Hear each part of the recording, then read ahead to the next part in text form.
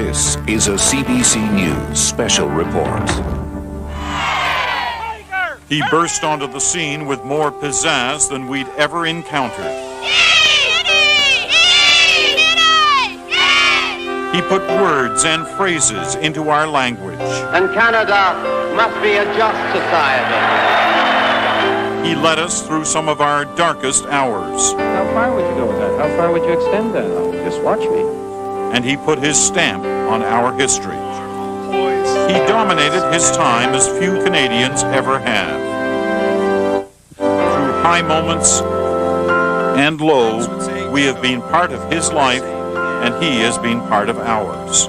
The death of Pierre Trudeau, a nation mourns.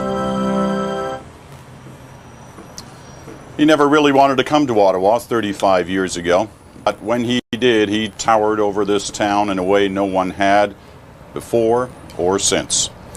In a few moments' time, Pierre Elliott Trudeau will be leaving the nation's capital for the last time, his body being taken back to his hometown of Montreal for lying in state there the rest of this day, and then a funeral service tomorrow. Good morning, I'm Peter Mansbridge in Ottawa, about to cover the final moments of Mr. Trudeau here in the nation's capital.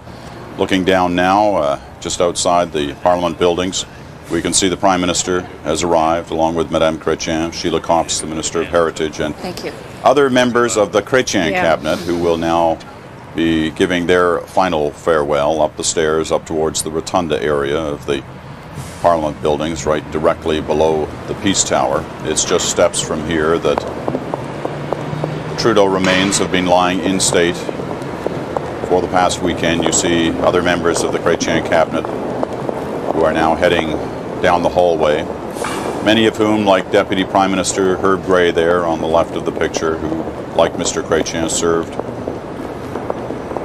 alongside Mr. Trudeau through the 60s, 70s, and 80s. They had asked for some private time as they head down the Hall of Honor, where the casket has been since early Saturday morning. It's been a remarkable weekend here of public mourning. Thousands upon thousands, they say. The count is somewhere in the neighborhood of 60,000 Canadians came here over the weekend to pay their last respects.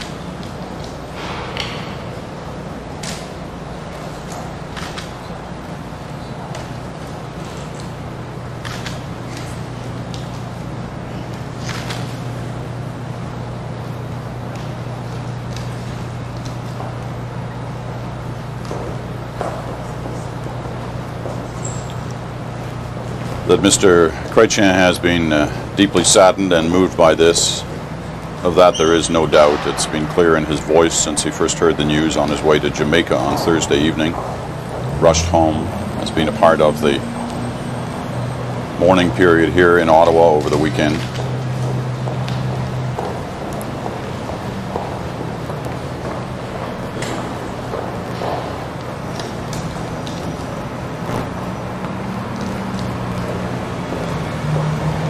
Members of other parties as well. Lorne Nystrom there of the NDP, who sat across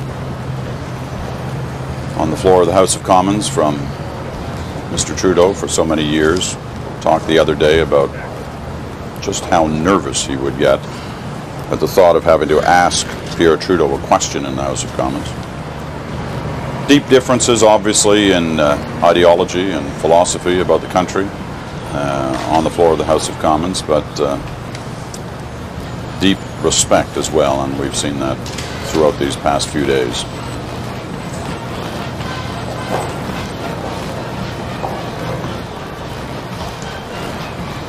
Margaret, Prime Minister's former wife,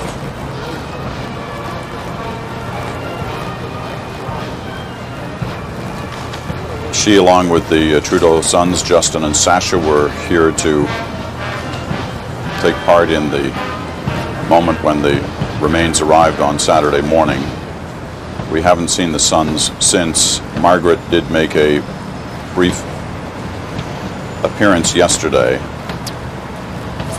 here in the Hall of Honor, where she spent a few moments with the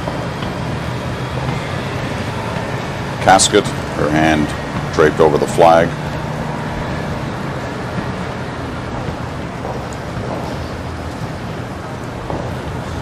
We all know the story of that relationship, but it's clear there was always a certain closeness, especially through difficult times. We saw it during the period of mourning for their son Michel, and it's known that Margaret was in the home during much of the past month as the former Prime Minister suffered the terrible final days of the illnesses that were taking such a toll on his body, Parkinson's and prostate cancer.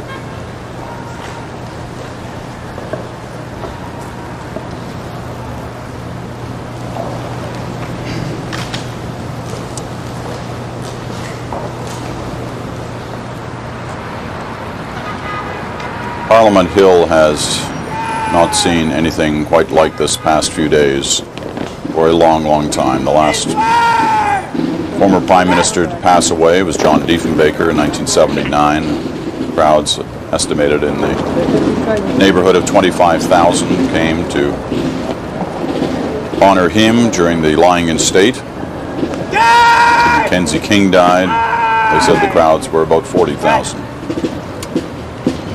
For Pierre Trudeau these past 2 days, the numbers have been remarkable. As we said earlier, the latest estimates placed it at around 60,000.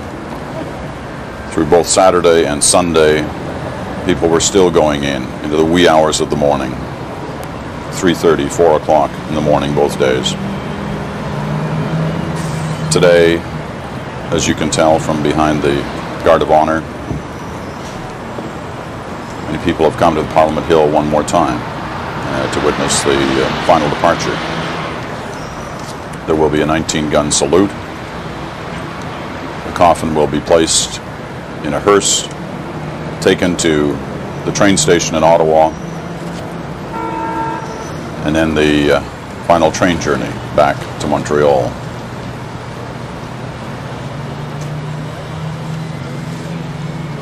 Jason Moskowitz is just outside the Parliament buildings. Jason, a remarkable political career, a remarkable time in Ottawa coming to an end now, and as we witness the long faces on members of the current cabinet, past cabinets, other parties, and finally the Speaker of the House of Commons, Gilbert Perron, it is yet another moment of passing here on this story. So much has happened here in Parliament Hill with Pierre Trudeau through the years, and standing here and knowing that this is the end, one thinks back to so many political events, and I guess the one uppermost in my mind right now is the Constitution Act, patriation, the Charter of Rights, and how it began in the House of Commons with a terrible, terrible fight with the Conservatives. Mr. Trudeau was so determined to patriate the Constitution that he invoked closure very, very early on, and there was this night in the House of Commons when about 10 or 12 Conservatives stormed the Speaker's chair and yelled and screamed in protest. And then, just about a year and a half later, right here on Parliament Hill with 100,000 Canadians watching, the Queen was there, Jean Chrétien was the Justice Minister, and the Constitution Act was signed. Not without difficulty, of course, because Quebec was left out. There's always been great controversy about it. But clearly, when you look at the legacy of Pierre Trudeau, the patriation of the Constitution, the Charter of Rights, big, big achievements. We're looking at pictures outside the building and now once again back inside.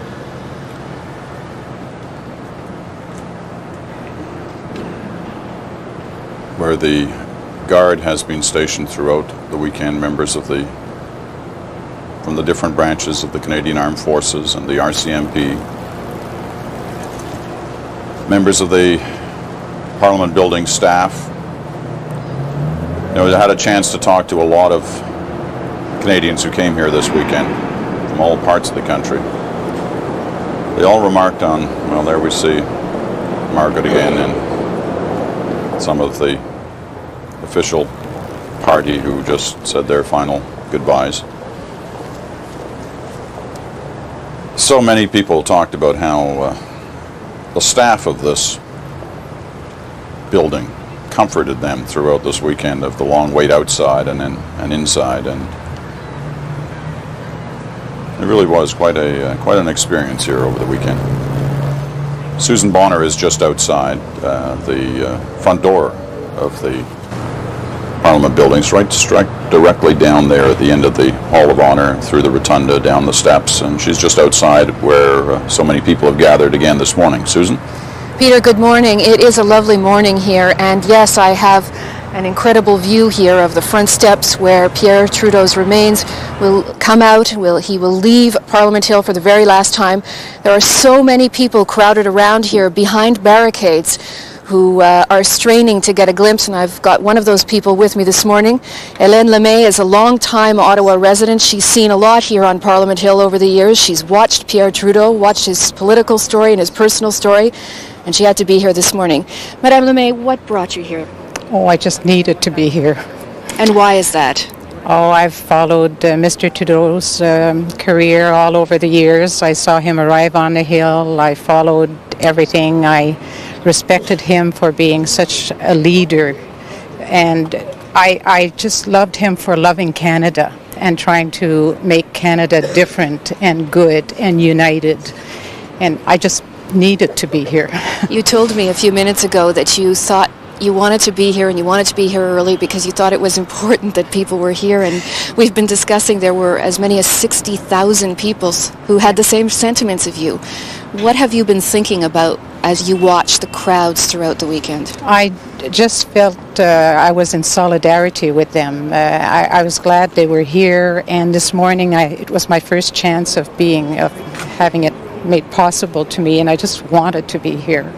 And I'm glad all these people came, and I'm glad they presented the variety of Canada, the ethnicity and the language, and they showed how they believed in bilingual Canada and a multicultural Canada. And I was just proud of everyone who came, and I just wanted to be part of that. What is your sense of the feeling here on the Hill? There's so many people, and yet it's almost silent. Yes, it's so different from Canada Day, when people, I've been here for Canada Day so many years, and today there's this respect, and people reminisce between themselves, but very silently, very respectfully, and I think it's just a wonderful atmosphere. You really feel that Mr. Trudeau was so important to all these people, and they're showing it by their presence and by their silence and by just being here. Well, thank you for sharing your thoughts. Thank you for letting me do this. Merci. Yes. Peter, just one voice of the so many people here, so many voices with so many stories of Pierre Trudeau. Thanks, Susan. The members of the cabinet and other political parties now, having just watched the members of the RCMP pallbearers group, Margaret Trudeau there, and her daughter from her second marriage.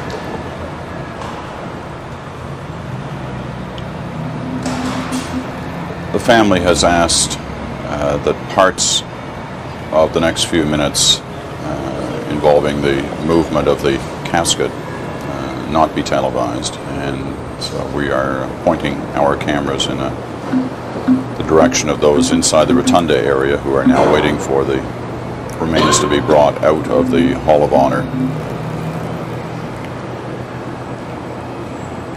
A difficult time for clearly all Canadians,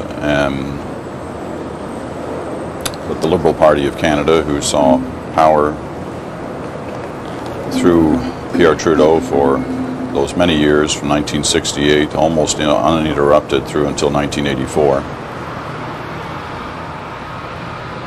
8 o'clock here in the nation's capital. The bells toll here all days on the hour and the quarter hour and the half hour. They haven't been doing that here over the past few days. Simply the 81 bells tolled for each year of Mr. Trudeau's life when his remains arrived here on the Hill. Serge Joyal there on the left, and Joyce Fairburn, his long-time close assistant on his office during the years as Prime Minister. Guard of honor outside. There will be a 19-gun salute here as the former Prime Minister leaves the building. Alan McEachran, who ran against Mr. Trudeau in 1968 for the leadership of the party.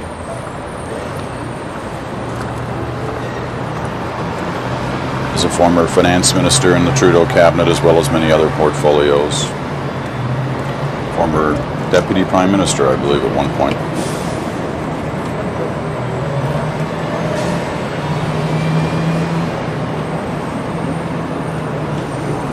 And the crowd, silent, waiting.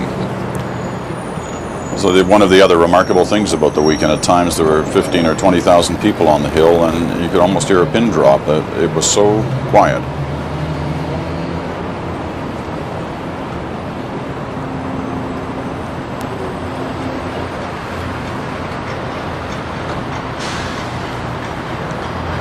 The flags lowered, of course, at the time Mr. Trudeau's passing, all over the city and in many parts of the country. As we said, the body will be brought out of the Parliament buildings and taken by hearse to the Ottawa train station. Don Newman standing by down at the train station for that part of our coverage, but Don's there now. And your thoughts, Don, as we await the next moment in this journey?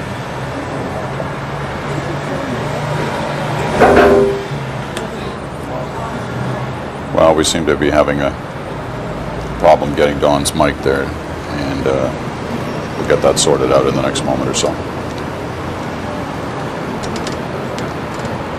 It's a beautiful weekend here, one of those great fall weekends in the nation's capital. Plugged in. And it certainly, I'm sure, helped make the decision for so many people who came here.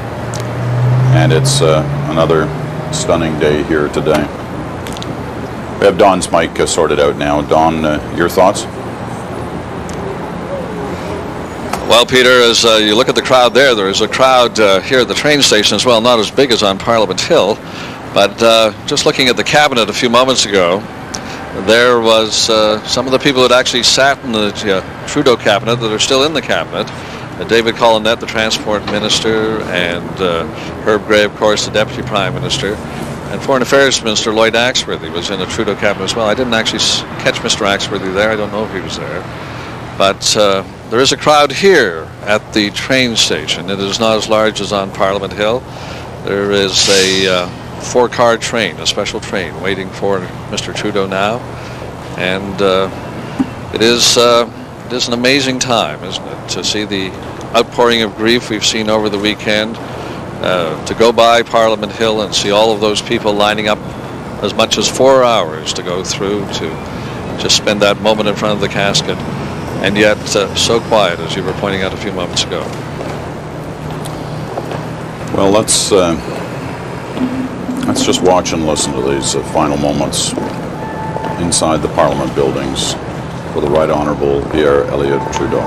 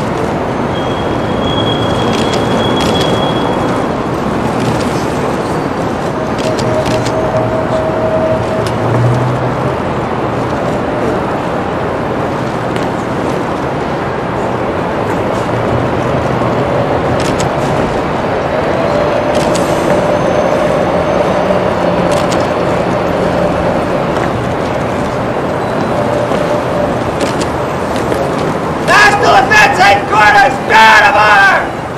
Salut général! Présentez! Up!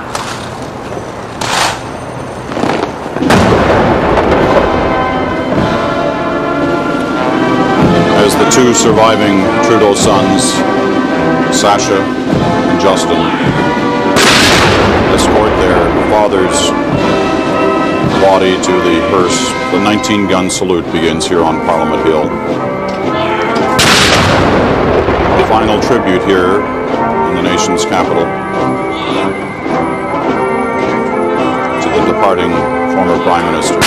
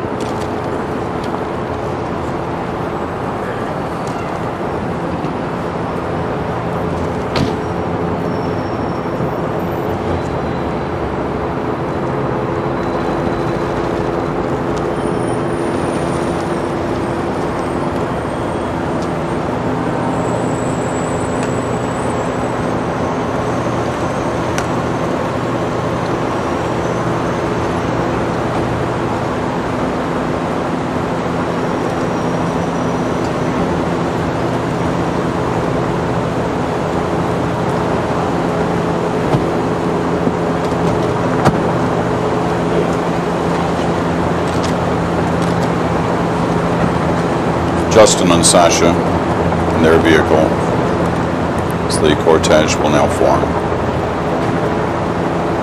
to begin the rather short journey through the streets of Ottawa to the Ottawa train station.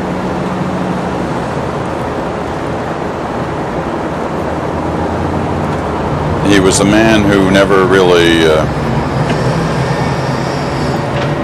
enjoyed the pomp and circumstance that are attached to so many things around this place. And Surely because of that, these past few days have been remarkably void of pomp and circumstance. It really was the people's weekend. And both the arrival ceremony here on the Hill on Saturday morning and this departure have been very low-key.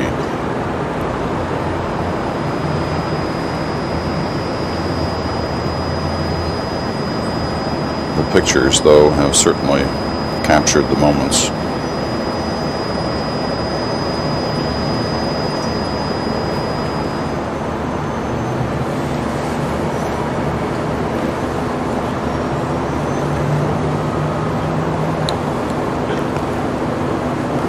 Prime Minister and Madame Chrétien are in the cortege as well.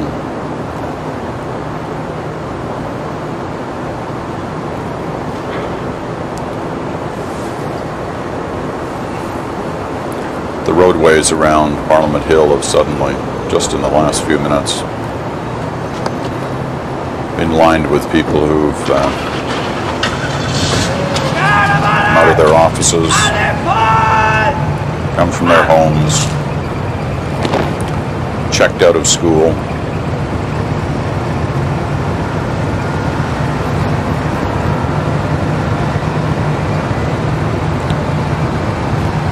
Capture a moment in the life of this nation.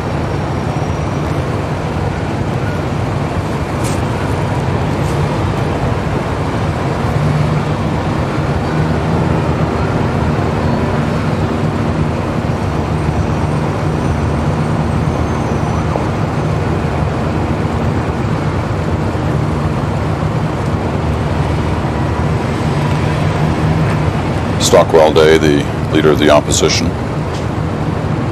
members of the Canadian Alliance team, and also members of the Federal Liberal Cabinet.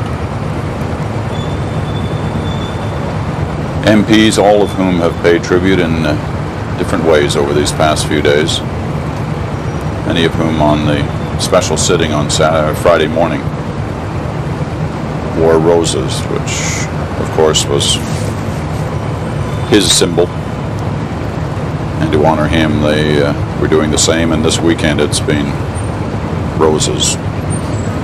Thousands, tens of thousands, hundreds of thousands of roses here on the Hill.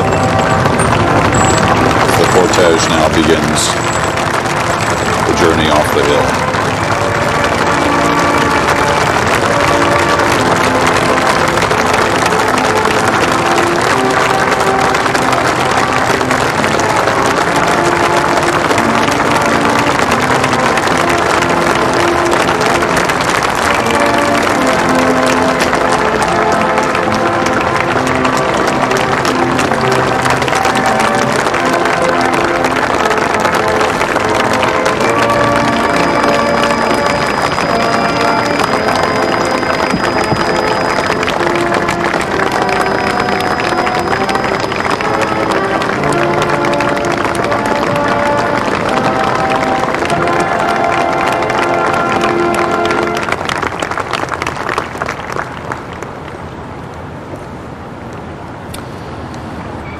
Always awkward at a funeral. You're never quite sure what to do.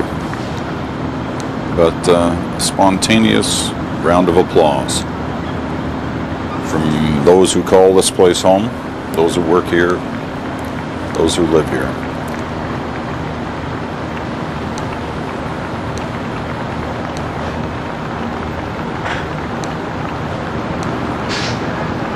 First arrived here in the mid-60s. He took this place by storm. Took over the Liberal Party in '68. Won the election that year in that episode of our country's life they call Trudeau mania. Swept the nation. The numbers in the actual majority weren't overwhelming like the Diefenbaker sweep, like the Mulrooney sweep of '84. But they were a change for this country after a period, sustained period of minority governments, to suddenly have a majority with a dynamic, new, seemingly young and vigorous man at the helm. Won again in '72, but just Robert Stanfield. almost defeating him. Another majority in 1974, the land is strong slogan, the early 70s. Working in 74, not so in 72. 79, lost his only election loss to Joe Clark, but back in power just months later in early 1980. And then departing in 84 from Ottawa. Back a few times during that period, involvement in Beach Lake debate. Back this weekend. Now gone forever.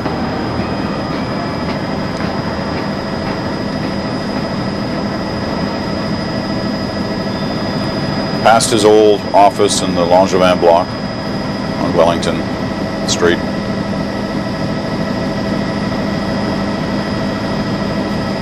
Where so many of the big decisions of the 1970s and 80s especially were made.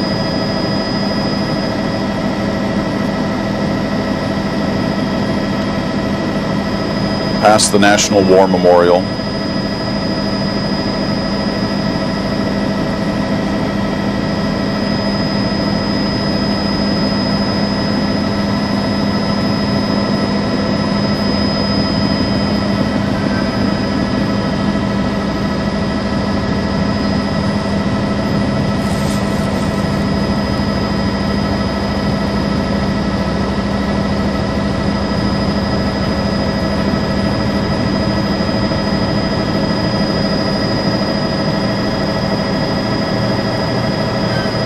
Past the old railway station, where so many of those constitutional battles were fought out.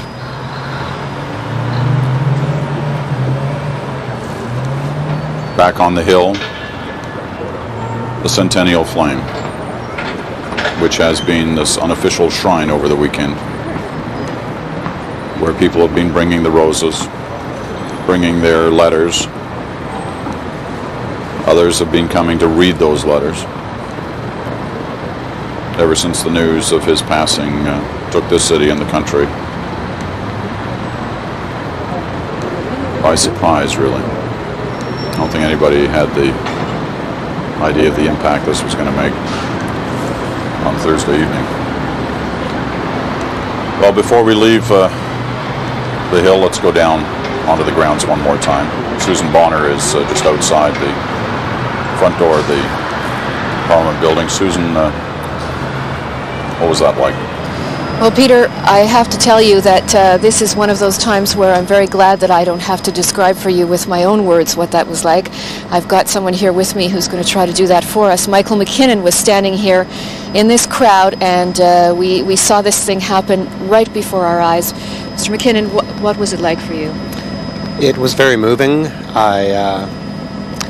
I found myself thinking about what Mr. Trudeau had given the country in terms of his vision and the way in which he had expressed that for all of us, and just thinking about how many of us were out here to honor him in that way.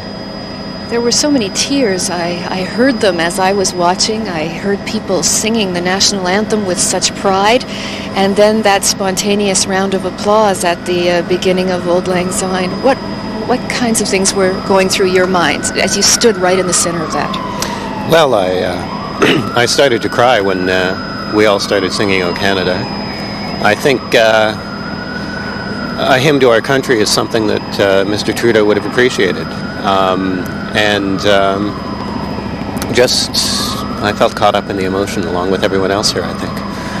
He's left Parliament Hill for the last time now. Was it a fitting goodbye? I think so. I think all the parliamentarians out here, the Canadian forces, and all of us as citizens here to honor him as he left here for the last time. It was important for me to be here. I think I probably wouldn't be here in Ottawa working as a public servant without the kind of vision that Mr. Trudeau had.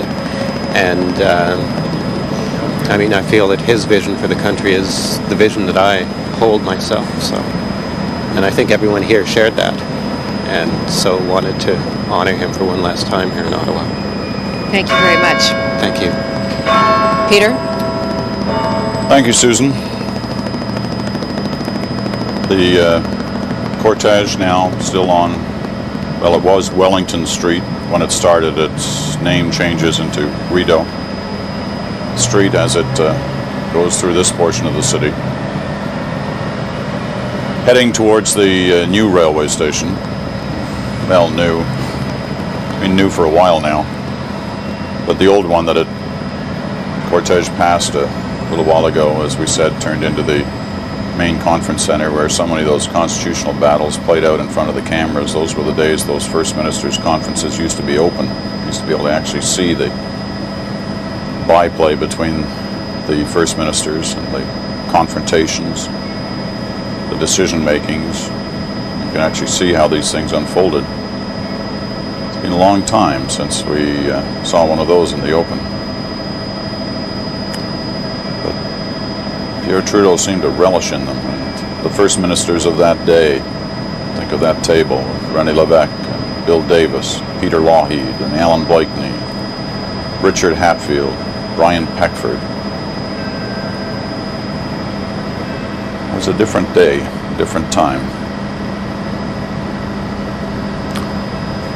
Is Jason still wired up? We should get Jason's thoughts on this. He was down by the flame as the former Prime Minister's body was taken off the hill.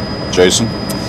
Peter, 10 minutes ago I was standing here alone at the flame. All the people were up further on the hill watching the hearse drive off. The hearse drove off and everybody came down here and congregated here. It's really a cross-section of Ottawa. I saw a few retired deputy ministers, some military people, some young people, just a complete cross-section of the city. And one person I noticed was Lisa Perkins, who was wiping a tear away from her eye then and is still now. And I would just like to know what your thoughts are. Well, it was weird for me because I'm from Western Canada, and growing up, my impression of Trudeau was not always a positive image, and it wasn't until I studied political science myself where I learned what an impact he had on our country. And I think it's sad for people because that little bit of passion, that little bit of something so special is something now that we've all lost, that moment to connect with something greater than ourselves. And now that I work in Ottawa and I get to use my degree and whatnot, I not only realize what an impact he had on our country, but also on the way in which I do my job and how this country will proceed in the future. And I couldn't help but cry that we're now losing that little bit part of ourselves and that maybe we won't see it again. Lisa Perkins, thank you. Thank you. And Peter, just before we leave here, Lisa told me just before I asked her to come on television, she was a little concerned that her boss might see her on TV, and she's supposed to be at work, but I really don't think her boss would mind. No, in fact, her boss is probably down there too. It looks like most of downtown Ottawa turned out for that moment. The cortege winding its way. It's almost at the new train station. Don Newman is standing by there to cover that end of the story. Don, I'd say it's maybe 5 minutes away from where you are now, and I imagine they're ready. Well, they are indeed, Peter. They're on the Vanier Parkway, which essentially terminates here at the railway station. The crowd is growing. It's interesting, you know, the railway station, it is the new railway station, but it's about 34 or 5 years new now. And it had quite a role in Pierre Trudeau's life. When he came to Ottawa in 1968, in April, to go to the Liberal Leadership Convention, he came by train from Montreal, and he arrived here at the station. There was a tremendous crowd of his supporters on hand to greet him then. And the crowd is growing here now to say the final goodbye as he again leaves from the railway station and returns to Montreal. He was also a fairly familiar figure in the railway station after his retirement, certainly in the last 5 years, or well, not the last couple when he became ill, but he would come by train from Montreal to visit family members in Ottawa, and he would just come up by himself. He would, often people would see him on the train reading a book, and he would walk through the station and get a taxi and go off to visit his family members, and then he would come back in the cab and he would get on the train and read his book and go back to Montreal. So now he is coming to the station one last time. Again, a crowd probably almost as big as the one that greeted him when he came to win the Liberal leadership in 1968, standing by to say goodbye. You can see trees have started to turn here. The Ottawa area, the cool nights. Up in the Gatineau Hills, as you look out across the river, it's like an artist has been dabbling with the treetops, turning them from green to yellow to red. Seasons are changing, and the times with them here.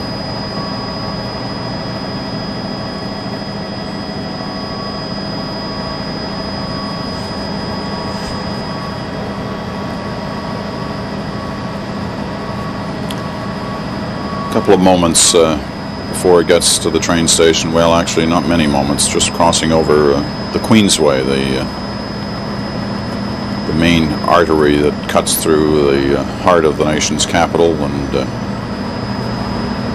just down this ramp here, we'll be arriving at the, as Don says, we call it the new train station, but it's been here since the late 60s.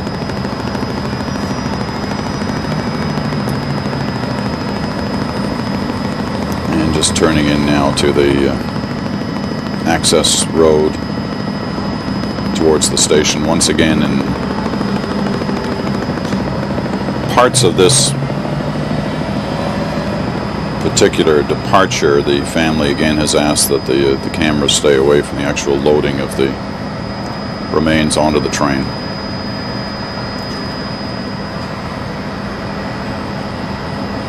And then the train ride to Montreal will take a couple of hours. It's not planning to stop anywhere, but it will likely slow down as it does on its regular run through half a dozen small and medium-sized communities along the route.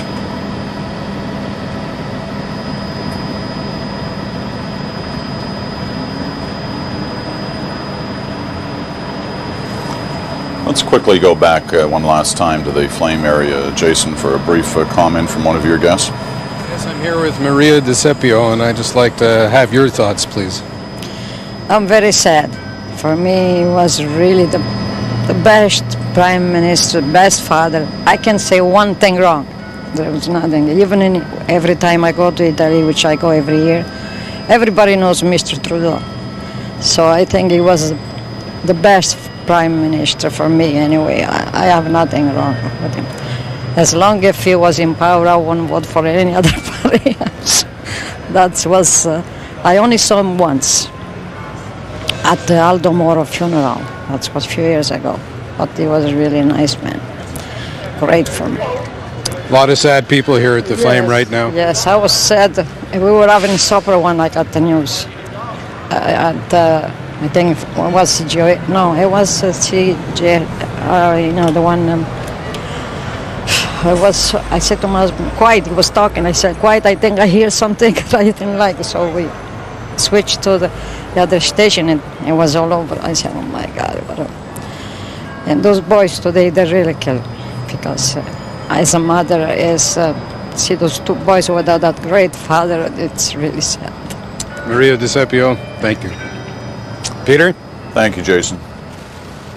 Shots from a helicopter above the train station area. And as Don mentioned a few moments ago, quite a few people have gathered here. Don, you're there. Describe all this to us now. Well, the hearse with the casket is just arriving at the train station. The motorcycle police are back on the trap, right here on the platform, actually. In fact, the hearse is coming down the platform as well. The casket will be loaded onto the other side of the train. It's a 4-car train waiting for the casket and the special guests that will be going to Montreal. It's just coming by The guests are coming by right now.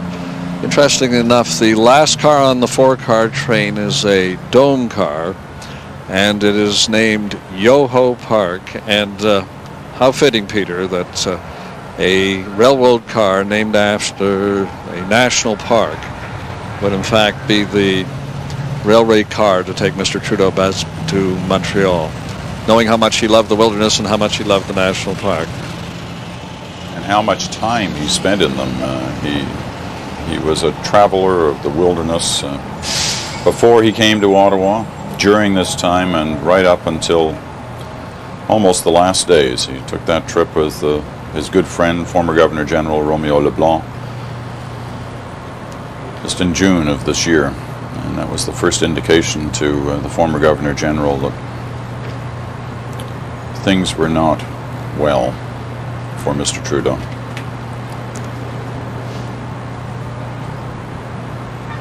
Prime Minister, Madame Chrétien, who have been a part of this cortege. It'll be a small official party on the train to Montreal. The Prime Minister won't be on the train. He will be going to Montreal later for the funeral service tomorrow. But the Trudeau boys, Justin and Sasha, will of course be accompanying the body of their father to Montreal, along with some old and dear friends. The boys, back Peter, at the flame, Don, just for a second. Margaret has come to that area to see the roses, read some of the messages. I mean, there are thousands upon thousands of both. But she's come here with her daughter, I believe. Just there she is, her daughter from her second marriage. She's had not surprisingly, a very difficult time these past few days, but she seems to be sharing with members of the general public the grief that they have had and the messages they've had for her former husband.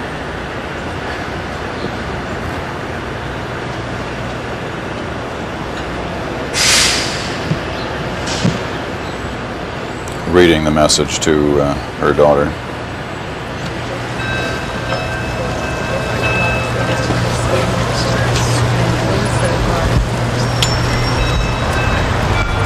She will not be on the train today. We assume she will be there in Montreal tomorrow for the funeral service. I think so. And you're doing a lot. Thank you. Thank you.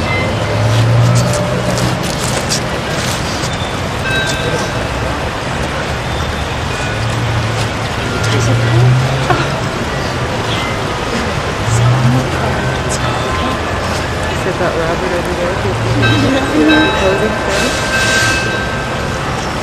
The RCMP guard will be taking the casket out of the hearse in a few moments.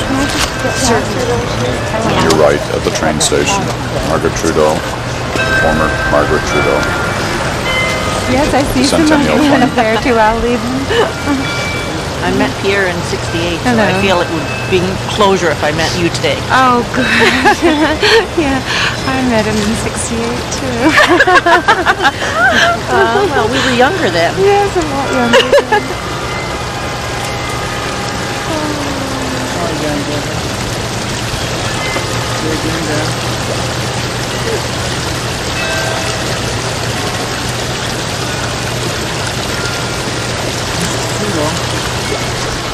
Oh, nice. Hello.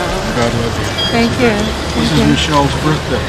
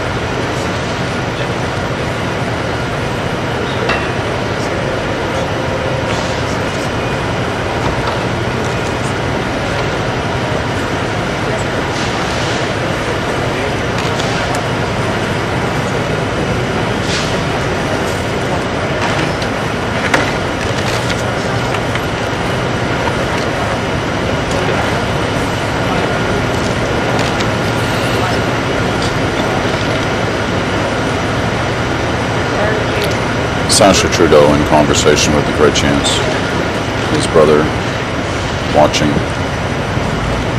the remains of his father about to be carried towards the train that will take him from Ottawa to Montreal.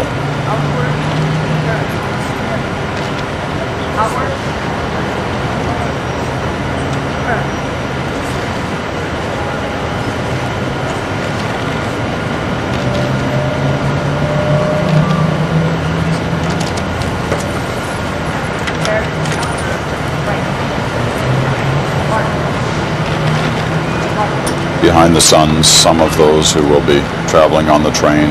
So you recognize the figure of Marc Lalonde on the left behind Sacha. Directly behind Justin is Roy Heenan from the law firm in Montreal, Mr. Trudeau, joined after his departure from political office.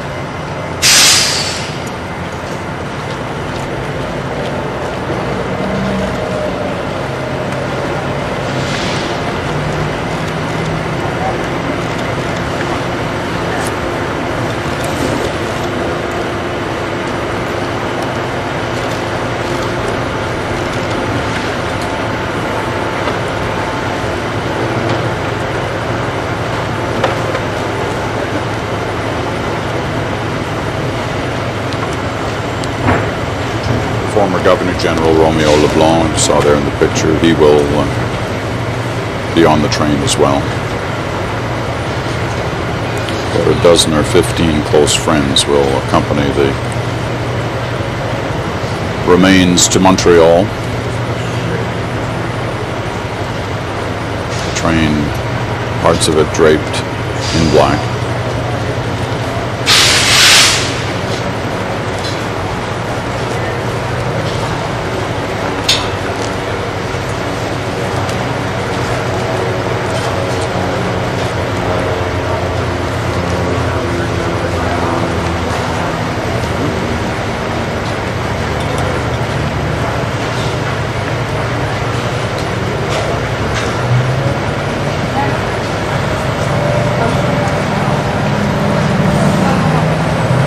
As we said earlier, the family had asked that parts of this moment, the actual loading of the casket on board the train, be kept private, and they will. Trudeau boys saying goodbye to the Chrétiens.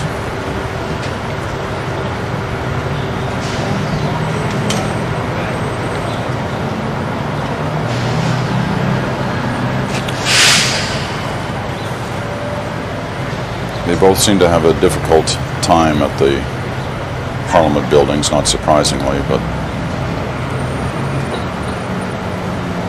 handling this moment with smiles and thanks to those who had been here. The Prime Minister shaking hands with us.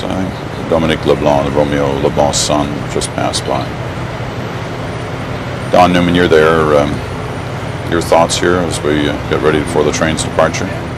That's the overwhelming feeling of sadness, Peter, and as we were looking at the faces of the old friends and the Prime Minister and Mrs. Chrétien, just a terrible feeling of sadness here as now the Prime Minister was actually saying goodbye to the people as they were boarding the train, and they get ready for the sad trip down to Montreal.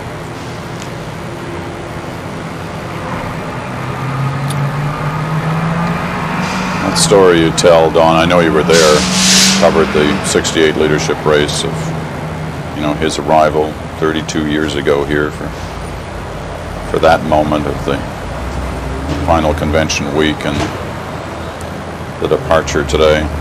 What a contrast. The spring of 68, the fall of 2000. Very much so. Very much so. And again, people applauded as they did on Parliament Hill as the hearse was leaving. As it arrived here, Peter, there was applause for the memories of Mr. Trudeau. It was another October day in the height of the Prime Minister's powers in 1971 when Alexei Kosygin, the Soviet Prime Minister, was here. The Prime Minister wanted him to see Canada in its wonderful fall colors, and they took the train to Montreal as part of Mr. Kosygin's trip. And a few memories of that today too. It was just about this time of year. And then, of course, there were the difficulties of the October of 30 years ago, the year before the Kosygin visit, October crisis, and the decisions that the Prime Minister made at that time that no one has forgotten. Some admired him for them. Others have never forgotten for other reasons. Well, of course, the train station was one of the places where there were soldiers. It was considered a key, as it is, of course, a key transportation spot. And it was a very different city in that October, wasn't it? Yeah. A few moments away from the train's actual departure, time for another thought from Jason, who's back at the Flame, where we just saw Margaret Trudeau, and there was sort of an unfortunate end to that. Somebody chose to remind her that this would have been Michelle's birthday today. I'm sure she was fully aware of that, but it clearly had a devastating impact on her. Jason? Yes, Peter, the crowd is thinning out a bit, but there's still quite a few people here, as you can see, and one of the people here is Gilles Carrière, who was a school teacher in Ottawa for many years. And Mr. Carrière, teaching school in the 70s when Pierre Trudeau was Prime Minister. What did the students think at the time? Well, certainly the 70s was the years of Mr. Trudeau, and one of the things I'd always remember is how Mr. Trudeau could send his message to the children they would understand, whether they were in grade 2 or grade 12, he was a great communicator. And the children would always see his statements as relevant to them. And children felt that he always spoke to them. And I felt that was a tribute to his ability to communicate with all children and all adults. I guess a lot of those students were here over the weekend to pay their respects as adults. Yes, I was here, and it was a solemn occasion by people of all ages. And the children who did not know him knew him from their parents, and of course the tribute from the parents really has made him really a great Canadian Prime Minister, and in the eyes of the children today too. Did you think teaching school in the 70s that Pierre Trudeau, towards the students, that there was a connection in terms of Canadian identity, more so than prior to Mr. Trudeau's arrival? Yes, indeed. A tribute by Mr. Trudeau is his ability to have called forth from the hearts of all Canadians, and children especially, the meaning of being a Canadian. And it was relevant in how they talked about him, in lessons of how he related to the past history and the present history of the 70s. And I think it's a tribute that he certainly did contribute to Canadianism like perhaps no other Prime Minister did. Gilles Carrière, thank you. An interesting perspective going back some 30 years. Some 30 years. Thank you, Mr. Martin. Thank you. Peter? Thanks, Jason.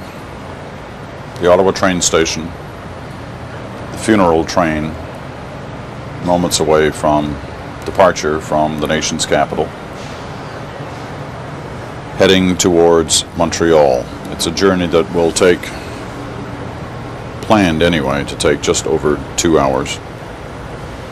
We'll go through some of the Eastern Ontario communities whose names are not familiar to most of the country, but they certainly are to those who live in this area, and frequently makes the trips back and forth to Montreal, Hawthorne, Carlsbad Springs, Castleman, Maxville, Alexandria, Glen Robertson, de Beaujeu, Coteau, Dorval, and then of course the main train station in Montreal.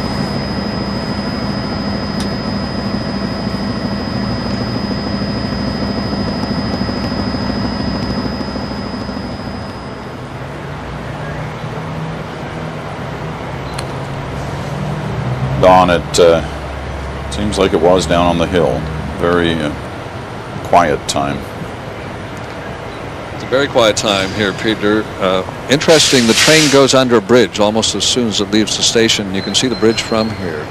And I bet this is something we see now all the way to Montreal. There are people standing up lining the bridge to get a look at the train as it goes by. The side of the train that we could see with our cameras is not open, but on that last car that we're looking at now, on the other side, the windows have been taken out. So as the train passes through all of those communities you were mentioning, people will be able to see the flag-draped casket. And I'm told that Justin and Sasha are going to travel with the casket in that car, and the friends and close colleagues of Mr. Trudeau's will be one car up.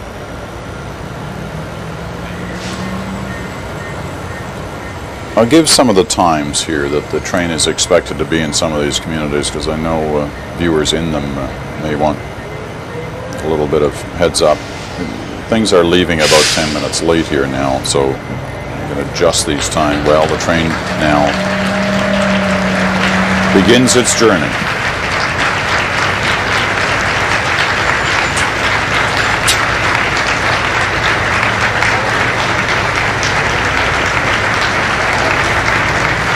The rails that brought him here 35 years ago to elected office, 32 years ago to the Prime Minister's office,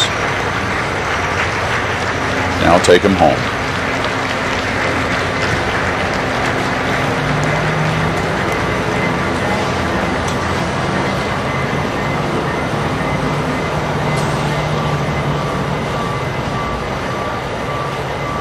Prime Minister, Madame Chrétien, others who'd been there, watching the train head off into the distance.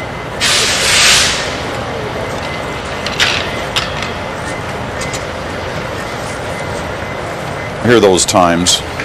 Obviously, adjust them. Well, I'll try to adjust them here for you. Expected in Hawthorne, first community, not far from here, in roughly 10 minutes' time at 9 o'clock. Carlsbad Springs, about 9:05. Castleman, about 9:20. Maxville, at 9:35. Alexandria, about 9:45. Glen Robertson, just before 10 o'clock. De Beaujeu, just after 10, about 5 after 10. Coteau, a quarter after 10. Dorval, about 20 to 11. Arriving in Montreal just after 11 o'clock, I would guess, just adjusting these times by the departure, roughly 10 minutes late.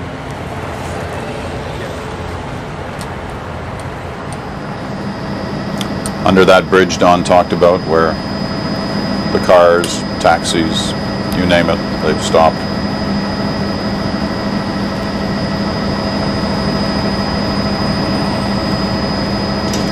Running across the bridge there for another final glimpse.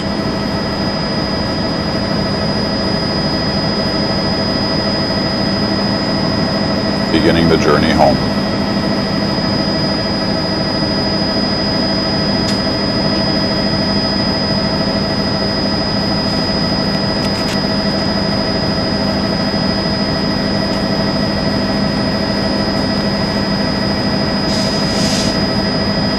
Probably wondering what all the different cars are on that train. Obviously one is for the remains, immediate family, and others for the invited guests. There is a car there for the media traveling here to cover this story. It's blocked off, isolated from the main area. The reporters have been asked to stay away from dealing with the family or special close friends.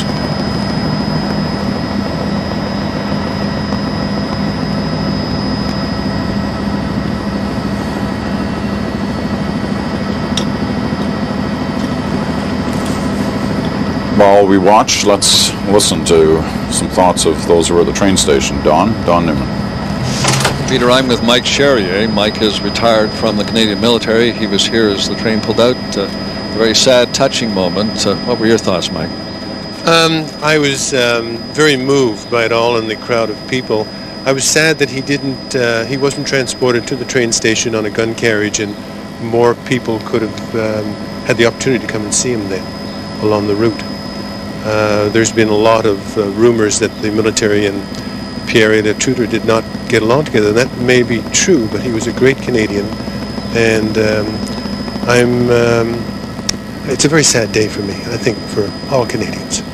I think the family asked for the funeral arrangements the way they were made, and I think that was probably their preference to use the hearse. But you're right, it was a very sad moment, and again here, as the train pulled out, the applause started. Yes, and again, makes you very proud, and it's very touching. Excuse me. But it is a sad moment, and I hope they give him proper respect in Montreal and see him off properly. Did you come in contact with Mr. Trudeau at any time when you were in the armed forces? No, not really. I got close to him a couple of times. My wife did meet him and thought he was a wonderful personality. I was a young officer when he was first elected, and I was immediately posted to the United States, and I remember how proud a Canadian I was, and how well he was known in the States even then, and how the Americans came up to us and talked to us and saw him as the new young Kennedy, and excuse me, and wanted us to know that they were happy to have such a great man north of the border. And when did you decide to come to the station today? Did you just suddenly feel you wanted to be here? I tried to get my grandchildren to come. My wife wouldn't let them miss school, so I came down on my bicycle and just made it here before the hearse did. It was very nice to see the RCMP all dressed up in their uniforms. The RCMP gave them a lovely send-off. It's a lot to see RCMP on a motorcycle in his red jacket and his motorcycle helmet, but I think it just shows the pride the Canadians had in Pierre. And I'm sure over the weekend you were caught up, as all Canadians seem to be, in the lines at the House of Commons and the television coverage, and I would think tomorrow you'll be watching the funeral as well. I certainly will be watching the funeral. I went down to the Parliament, and the lines were much too long for the grandchildren, so we decided to come home and maybe come down today, but that didn't work out because of school. All right, Mike Carrier, thank you for spending these moments with us. Appreciate it very much. So you see, Peter, the crowd is pretty well gone now that the train has left, but there was an awful lot of emotion here, and a lot of people wiping their eyes, trying to applaud, and then reaching up and wiping their eyes, and then applauding again, and then wiping their eyes again as the train pulled out. Thanks, Don. The train winding its way through the eastern parts of Ottawa and getting ready to head into the pretty well flat land that is the landscape between Ottawa and Montreal. As we said, it'll be going slowly at times through the build-up areas, but they say it'll be going at its regular speed at other points in the a trip that should take just a little over 2 hours. It's a beautiful day here in the nation's capital, but there is a bit of a mist hanging over the area, and I think you can tell that from this shot from the helicopter. And the chopper's going to be in the air, and we're going to stay with it as long as we can between here and Montreal. I think for most of the trip we should be able to cover and talk to people along the way, get their thoughts, their feelings about all this.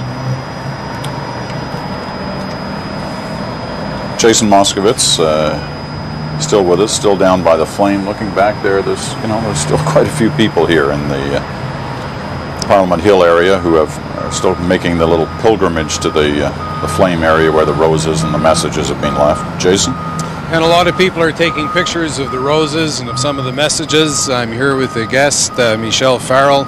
And as we were talking, just waiting to come on air, Michelle, you said that Pierre Trudeau invited your parents to Canada. That's invited right. Was the word you used. Absolutely. He is the charismatic leader, I think, that encouraged both my parents to emigrate to Canada, and for that he was always a figure in our house. He was the Prime Minister for most of the time I was in school, and we thought of him quite fondly in my family. Now, you were here on the weekend as well, but never made it inside the building. That's right. The lines were too long for me, but I came up on the Hill and spent some time. I met a lot of friends, and we had good times talking on the Hill. I think that there was a nice spirit here, even outside. Yeah. What year did your parents come to Canada? 65. Yeah, 65. And in this generation, you're with the Justice Department, a tax lawyer. I'm with Justice, and I think I'm with Justice. I was reflecting on some of the speeches that I was hearing on the documentaries. I watched CBC last night, and I remember those speeches. That's probably got a lot to do with why I am at Justice. So yeah, I'm happy to be able to say that he influenced my life in that way. Michelle Farrell, thank you. Thank you. Peter? Thanks, Jason.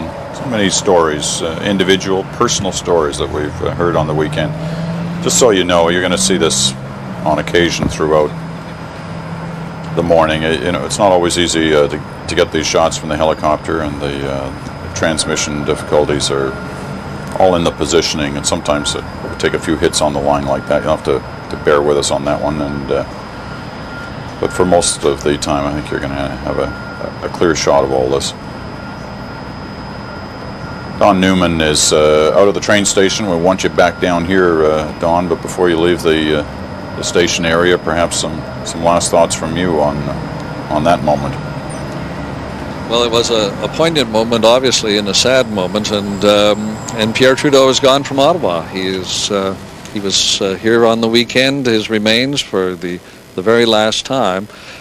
Ottawa is a lot different city than when he first came here in 1965, and he really started to change it in 1968. And in some ways, it's his monument.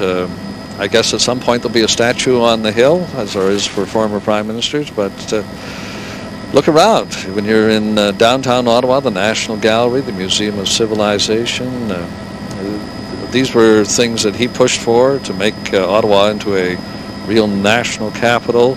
He spread it out on both sides of the Ottawa River, and it was his view of the way Canada should operate.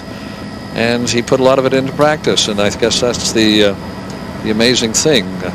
Very few people get to put what they think into practice, and he did it, and he did it in a way that touched people, and in a way that we've seen down at the Flame and here at the train station. People will remember. You know, you raise an interesting point. The statue, undoubtedly there will be one on the Hill in the next few years that'll be put up to the former Prime Minister. The questions came up on the weekend. People were asking me, what are they going to name after him? And you wonder about that. We know there's the school in Manitoba and Winnipeg that's named after the former Prime Minister. Now you'll probably start hearing stories of other places, locations. The airport in Toronto is Lester B. Pearson International. The airport here in the nation's capital is named after Sir John A. Macdonald and Cartier, the Macdonald-Cartier airport. You wonder about, Dorval Airport. It's his hometown. Would that be one day the Pierre Elliott Trudeau International Airport? But I mean, these kind of discussions are going on, Don. You hear rumbles, it seems, in this town more than anybody else. Have you heard anything along this? Not yet, Peter, but that's an interesting point. And I would think maybe even here in Ottawa there would be you know, he was a Montrealer, and he loved Montreal, and he went back to Montreal a lot, often through this train station. But he really transformed Ottawa. And the more I was just thinking as we were standing here, this is such a different city than it was, as you well know, 30 years ago. And perhaps it would be fitting that something here in Ottawa would be named after him.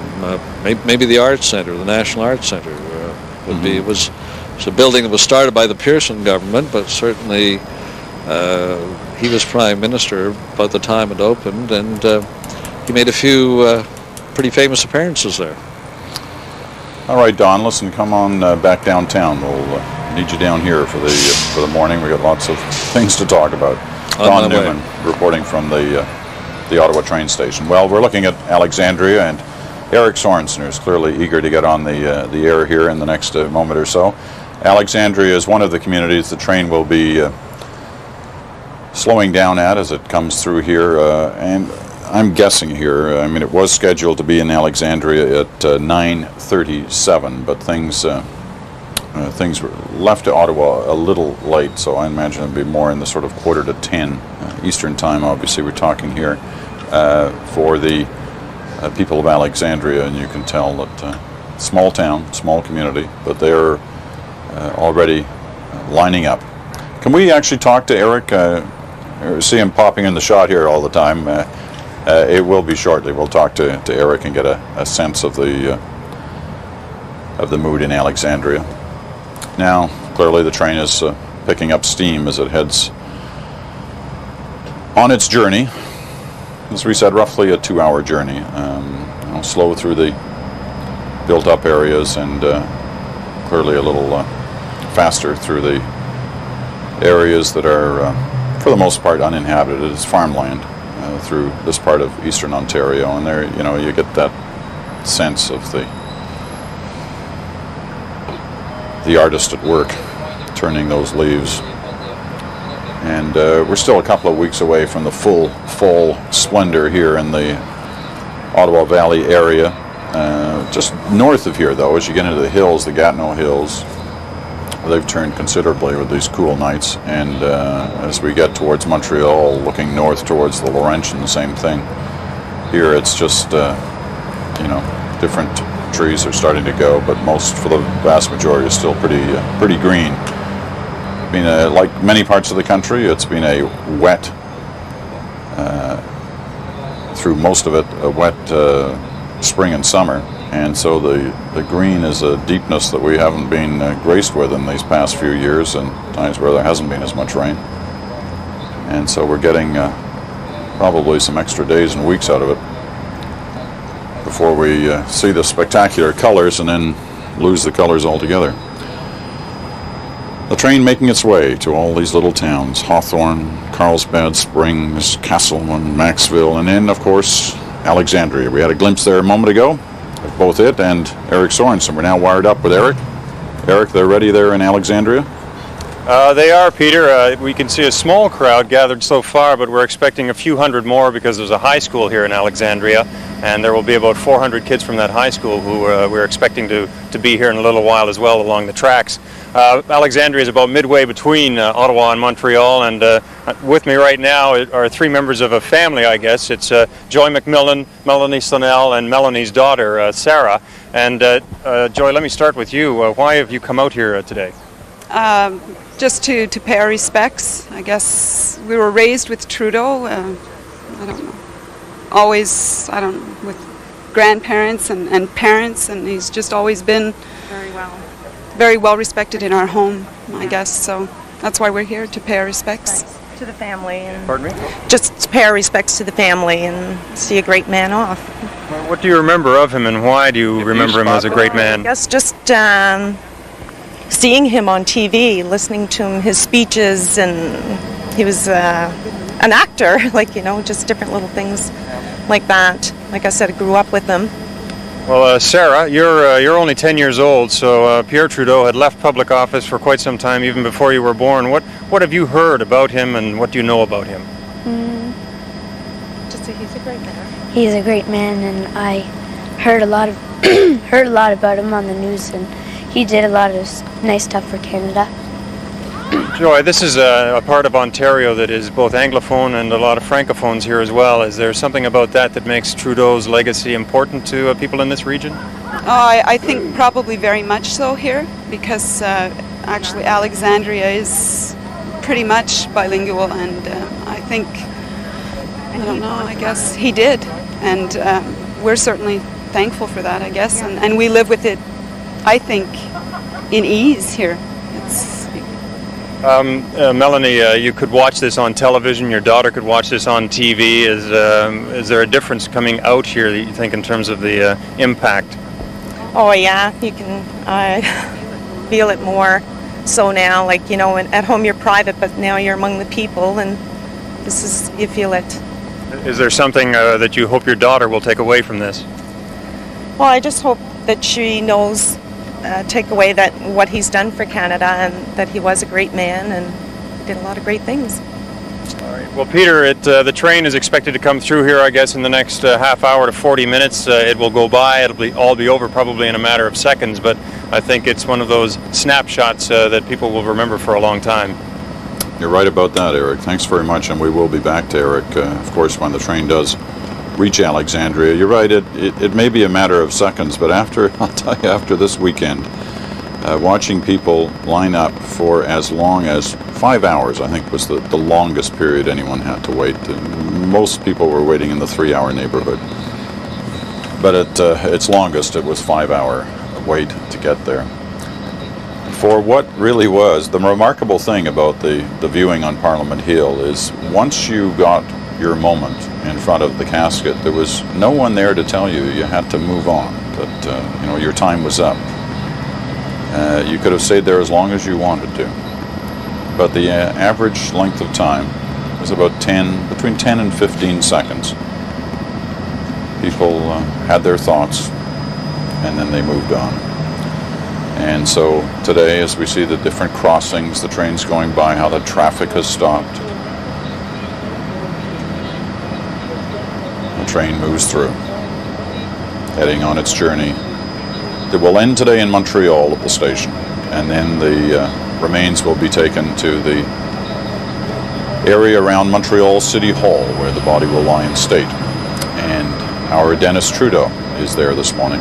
Dennis? Yes, good morning, Peter. Here in Montreal, people started lining up at the City Hall in Old Montreal about just shortly after 7 o'clock. The Prime Minister's mortal remains will arrive here. Well, I guess you've been telling people it's 10 minutes late about. He's going to come here, arrive at Montreal City Hall, and it'll be open for people to visit and pay their last respects and say their final adieu to the former Prime Minister all day today and late into the evening, presumably, as it was the case in Ottawa, until everyone has had their chance. And then on Tuesday there will be the funeral, the state funeral, just down the street here, Notre Dame Street in Montreal, at the Notre Dame Basilica. And people have started to line up. One woman came from St. Hubert, a $35 taxi ride. She wanted to be the first in line. She's still waiting there in line. And with me now I have another woman who showed up just about 10 minutes later from Point Claire on the west end of Montreal. Edna Schell wanted to be here as well. Edna, why was it important for you? It's very important for me to come and to be able to say thank you in the only way that I can. And what I'm saying thank you for is the gift that Pierre Elliott Trudeau gave to me. And that gift is a bilingual education for my grandchildren. What does that mean to them? What does it mean to you that they're bilingual? Well, you know, I grew up in Quebec in the 40s, and Quebec in the 40s was the world of the two solitudes. And I think that Pierre Elliott Trudeau did everything that he possibly could to break down the wall of that two solitudes. And I think he was really successful. We have bilingual education now from coast to coast. And I believe he was a person who thought that people ought to be able to work and speak and share and get along with one another. And I think that that is the gift that he gave to us, and that's the gift that he gave to me. My children will be able to grow up, and they will be able to converse with the 6 million French people that live in Canada. And when you say you want to say thank you, do you think your grandchildren understand that debt that you say they owe to Pierre Trudeau?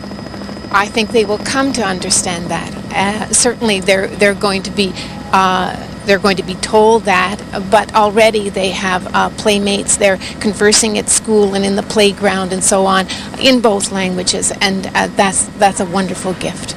And for you, Edna Shell, that moment when you will be there with the casket of the former Prime Minister, what will be going through your mind?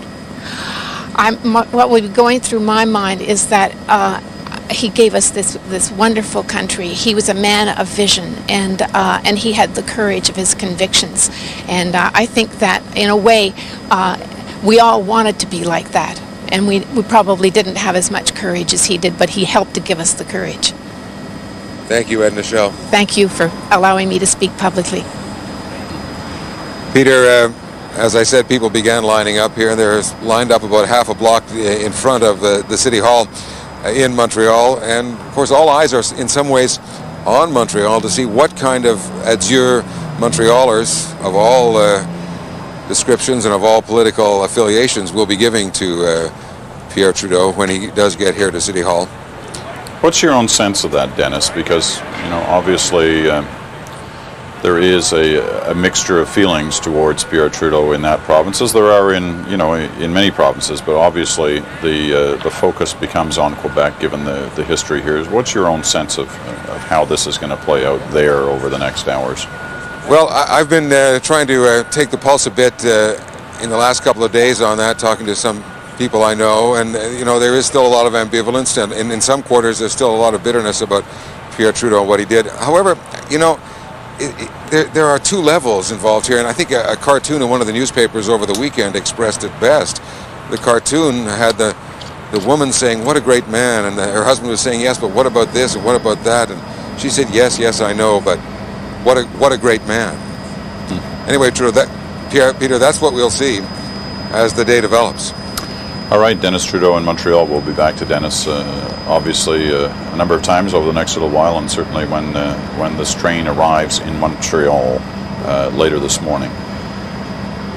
We know it left 10 minutes late. We're not really sure in terms of the speed it's going, whether it's going to make up that time, whether it'll lose more time, slowing down in different places. Julie Van Dusen, one of our reporters here on Parliament Hill, is actually on board the train right now. She's got a cell phone with her. Julie, what can you tell us? Well, first of all, I feel very, very privileged to be on this train. It's very moving. I found myself close to tears several times myself, so I can just imagine what it must be like for the two sons who are several cars behind me, who are there with their father's body, and who would be seeing, obviously, the same people I'm seeing as we travel along the route. As we left Ottawa, Peter, there are a lot of kind of little factories, and there's a bus depot, there's a trash yard, there's a tire factory. People were standing along the tracks, many of them in their uniforms, whether they're the bus workers or the tire workers, and they were just waving very quietly. As we went along, it's difficult to describe. Sometimes you'd see clumps of people, not kind of jubilantly waving the way you'd kind of wave to a long-lost friend, but just very quietly waving. I saw a man in a field just with his hat over his heart, waving, as the train went by. It's very, very sad what you see, and people can't seem to get enough of it. You wonder if it's almost like they all wish that the train would stop so they could rush up again and take another look as it heads to Montreal. You get the impression that they've probably all taken time off work. Some are out with their children. And I guess the last time we saw this was 1979 when Diefenbaker's train went across to Saskatoon where he was buried. But, I don't know, this seems to be more spontaneous. As you know, Diefenbaker planned everything to the last detail. This is kind of all thrown together. And, I just saw a man with a hard hat holding it over his heart. He looked like a hydro worker. Everyone's got their cameras out. They don't seem to want to miss the moment. And it's just very, very special. People they're really marked by this. There's no doubt about it. We're trying to place exactly where the train is right now. It's clear you're just going through another community here, slowing down slightly at the crossing, Do you know which community that is right now? I thought we were just about heading through Carlsbad Springs, but we may have already done that. It's going along at quite a fast clip. Can you tell me where we are? Which community are we in now? That could have been. Was that Carlsbad Springs? Maxville? Okay, we're just heading past Maxville, which is I guess about an hour and a bit from Montreal and about 45 minutes from Ottawa. So I just passed a whole clump of people waving small Canadian flags. The whole thing is just very, very sad and very moving and amazing that people feel such an outpouring for someone who's been out of power for 16 years. It is amazing. On this journey, as it was for the past couple of days, and as Dennis was mentioning, we'll expect to be in Montreal as well when the train arrives. Julie, thanks very much. We'll get back to you in a little bit. Okay, thanks. Julie Van Dusen on board the funeral train as it makes its way through the countryside between Ottawa and Montreal, disappearing there for a moment behind the trees. And Julie giving us quite the word picture of the view from on board the train and the moments of private mourning that she's witnessing alongside the rail tracks. The farmers in the field, the hydro workers at the tracks as it goes past the different road crossings. And reminding us that the last time we witnessed anything like this, 1979, when John Diefenbaker, former Conservative Prime Minister from 1957 to 1963, passed away in the summer of '79, and he had actually penned in his last instructions that he wanted a train ride back to Saskatchewan, and it was a moment of national mourning as well. We don't know what, if any, instructions Mr. Trudeau left behind, but it had been assumed in these last days and weeks, when many of us seem to know that the end was near, that he wanted things very private. There were clearly some compromises made here, and this may have been one of them. The whole trip to Ottawa and the nature of the return by train to Montreal.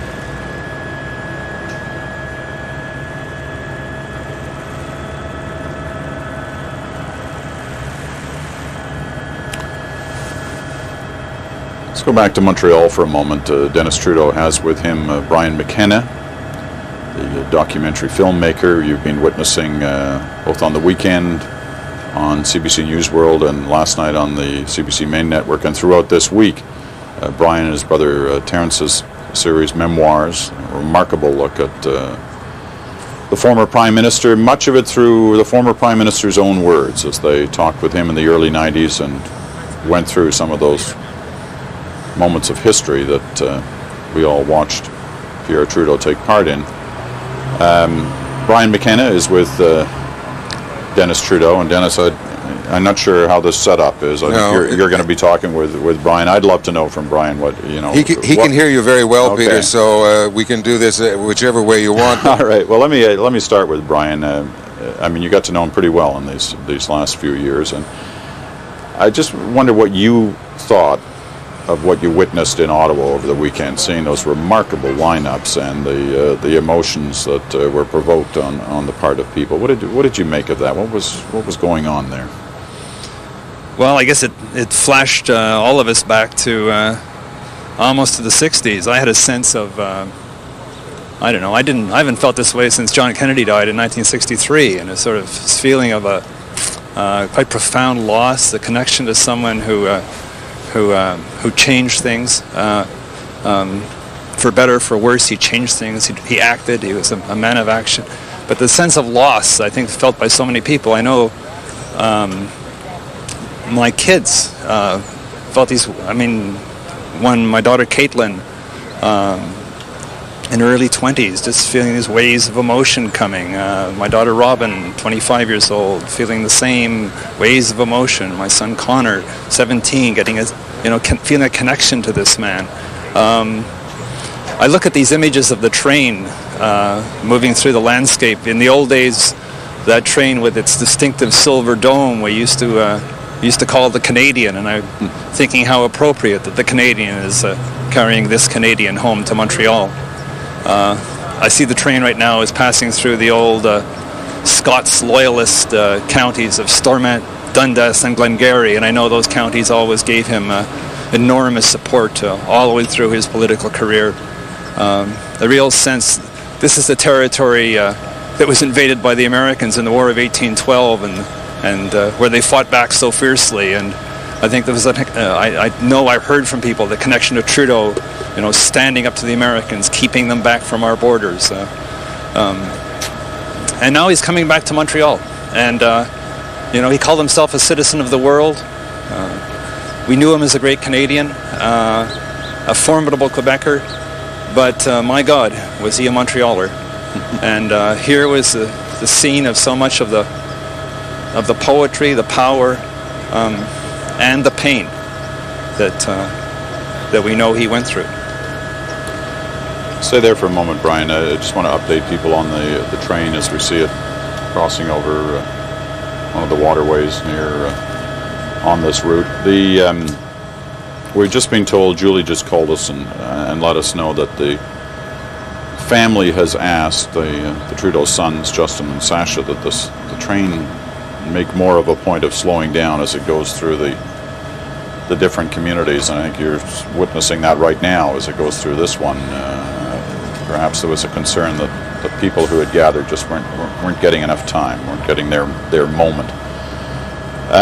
Brian, the Kennedy comparison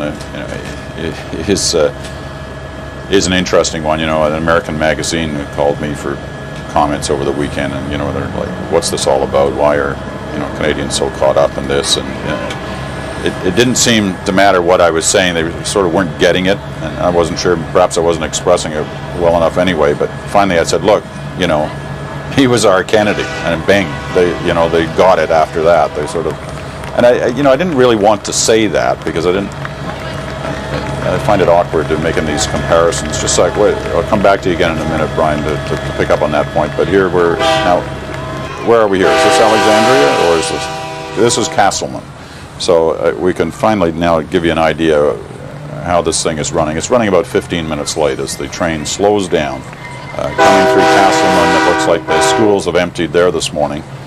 A lot of young people alongside the track as the funeral train goes by.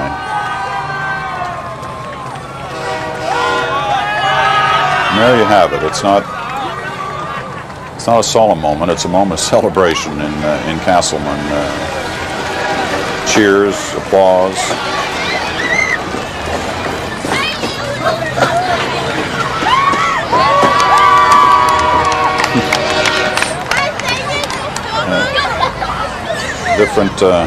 Different ways to mark this moment. Saw the quiet mourning on the weekend in Ottawa, and the applause outside the Parliament buildings this morning as the casket was taken from the Hall of Honor. And there through Castleman, more than just applause, the cheering and yelling of primarily young people. The train carries on. Brian, back on that point, Trudeau did provoke, as you know as well as anyone, so many deep emotions on the part of many people in Quebec, in Western Canada, in Alberta, watching your series again on the weekend, that remarkable moment you managed to recreate between Peter Lougheed and Pierre Trudeau, going over again the debate over the National Energy Program, and Lougheed continuing to try to make the point you don't get it, you don't understand how people got so upset at you and the Liberal Party about this. But Kennedy, he had his, there's no doubt he had his people who didn't like him in any way, and yet at the moment of his passing, it was such an enormous period of national mourning in the United States. Powerful leaders, Peter, provoke powerful emotions, and that was Pierre Trudeau. Also, the sense of, you know, when Pierre Trudeau came to power, it was a pretty dark time. John Kennedy had been assassinated only 5 years before. I remember vividly during the convention, the news came in that Martin Luther King had been assassinated. And then the third member of those progressive leaders during the election campaign in 1968, Bobby Kennedy was assassinated. So this was the very dramatic world that we were all living through. It was sort of a searing political time. The war in Vietnam was going on. And for so many Canadians, Trudeau embodied the kind of hopes and dreams that evoked by Martin Luther King. You know, Trudeau's Just Society was something that Bobby Kennedy spoke of in his own words, in his own way. And of course, the whole thing begun by John Fitzgerald Kennedy. So, you know, Trudeau was above all a Canadian, but he awoke similar kinds of feelings in the citizens, in the citizenry. All right, Brian, we'll get back to both you and Dennis a little later on, and Brian will be with me tomorrow morning in Montreal during the service outside the Notre Dame Basilica for our coverage then as well. As we continue to watch the train rumbling through the eastern Ontario countryside, heading towards the Quebec border and then eventually into Montreal, back here in Ottawa, where they're still gathered around the Centennial Flame, Jason Moskowitz has one last guest with him. Jason? Peter, the crowd is thinning out here on Parliament Hill, but one very patient person is Dino Bernard. Dino, Pierre Trudeau died on Thursday, and on Friday you left Toronto to spend the weekend in Ottawa. What motivated you? I guess just I have fond memories of him, and I wanted to be here, part of the experience. It's a moment in history, flash in time, and I just had to be here. And you spent the weekend on Parliament Hill? I was here every day, yeah, Saturday and Sunday and today. Talk to people? A few people, yeah. Some people crying, some people talking, and everybody just same sentiments, I think. One of the remarkable things was how so many people could be so quiet. Yeah. I guess that's just the way Canadians are.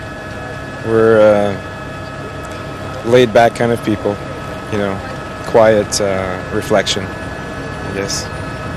Dino Bernard, thank you. And Peter, the Centennial Flame, you can see all the flowers, all the messages, even a paddle which has two paddles which have messages written on them.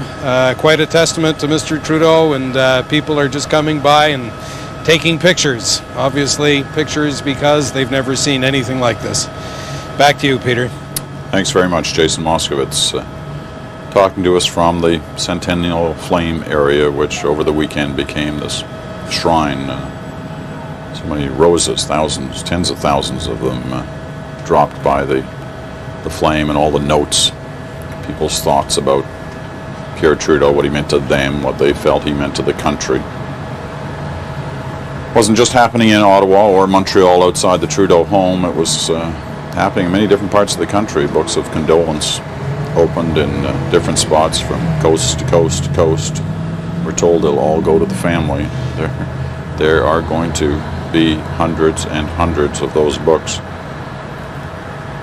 On the train, Julie Van Dusen joins us once again by cell phone. Julie? Yeah, hi, Peter. I guess you realize that the Trudeau boys, Sasha and Michelle, are about 3 cars behind the car that I'm in. And obviously they've been very, very moved by what they're seeing along the route. We just passed, actually, about 4 or 5 school buses where all the kids had been, let out of the buses. They're all they were all kind of hanging onto a fence, waving. There are so many people along the route that the boys have asked that the train actually slow down at the key stops. Initially, we were kind of beetling along at a fast pace. It goes normally about 60 miles an hour. And the boys have asked that the train slow down to about 10 to 20 miles because I gather that they're very moved by what they're seeing. We just passed Castleman, which is about an hour from Ottawa, about the same distance from Montreal. And I guess it's the first time I've actually heard some noise, because everyone's been so quiet, just quietly waving. And but this time there were kind of yelps from school kids. They were all waving and cheering. It's the first time we've actually heard any sound. The rest has been so quiet. Many people are holding up big Canadian flags, Quebec flags. People are crossing themselves as the train goes, doing the sign of the cross as the train goes by. It's an incredibly beautiful day. We're passing a lot of fields, a lot of farmers' fields, and often you see people just at the railway crossings, maybe 10 people here, maybe 100, at some other spot where they could, it was easier to congregate, but there's a lot of fields. We're going, it's an agricultural area here, but it's just a very, very moving journey. Certainly is. You talk about the weather and what a beautiful day it is. We watch that train go through another crossing, as Julie says. She's one of those front cars, a few cars back from, or ahead, I guess, of where I'm ahead, yeah. the Trudeau family is. You're never quite sure what kind of weather to hope for on days or at moments like this. It's a solemn occasion, and sometimes overcast and even rain seems to be more fitting. Yet there's no doubt the weather has been spectacular here over these past few days in Ottawa on the weekend, and I'm sure it was helped many people make the decision to stand there for so long in the lineups. Dennis talking about how the forecast is the same for Montreal for the next 24 hours or so, and Julie pointing out how it's one of those gorgeous, really gorgeous fall days, and allowing people to come out and see all this. You got some other news there for us, Julie? No, I'm just staying on the line here. We're about to arrive at Maxville, which is a pretty big stop, but we're not quite there yet. We're just going through a whole kind of series of farmers' fields. We're going quite quickly now, but we will probably be slowing down when we get to Maxville, where I would imagine there would be quite a few people waiting. All right, Julie, we'll get back to you a little later on. Julie Van Dusen talking to us by cell phone from the front cars on the train that's taking the remains of Pierre Trudeau back to Montreal. And as I've mentioned before, there is a difficulty at times trying to transmit these pictures from the helicopter that all the networks have pooled together to provide these pictures, and one of those signs of cooperation between all the networks that often happens on occasions like this. Jason was talking about the paddles by the Centennial Flame area, and there's one of them. Someone bringing it this weekend, a paddle, so much a part of the image of the former Prime Minister, especially if you've been watching television over these last couple of days, and the remarkable series that you mentioned of the McKenna boys who put together and ran on the air a few years ago, but now being repeated after numerous requests over the past few days, both on News World on the weekend and now through the main network. That image of Pierre Trudeau first bringing the canoe to the side of the water and then getting into it. And I don't know if Brian's still on the line. I wouldn't mind talking about that scene again with him one more time. Is Brian's? No, Dennis is there, and next time Brian's up, we'll talk to him about that, because it was a remarkable scene. The former Prime Minister, well into his 70s at that point that was shot, or in his early 70s, and hauling that canoe down to the water side and out there paddling. As Julie mentioned, the rolling countryside between Ottawa and Montreal, much of it agricultural land here, going through clearly an area of forest, and this spot, the colors just starting to turn.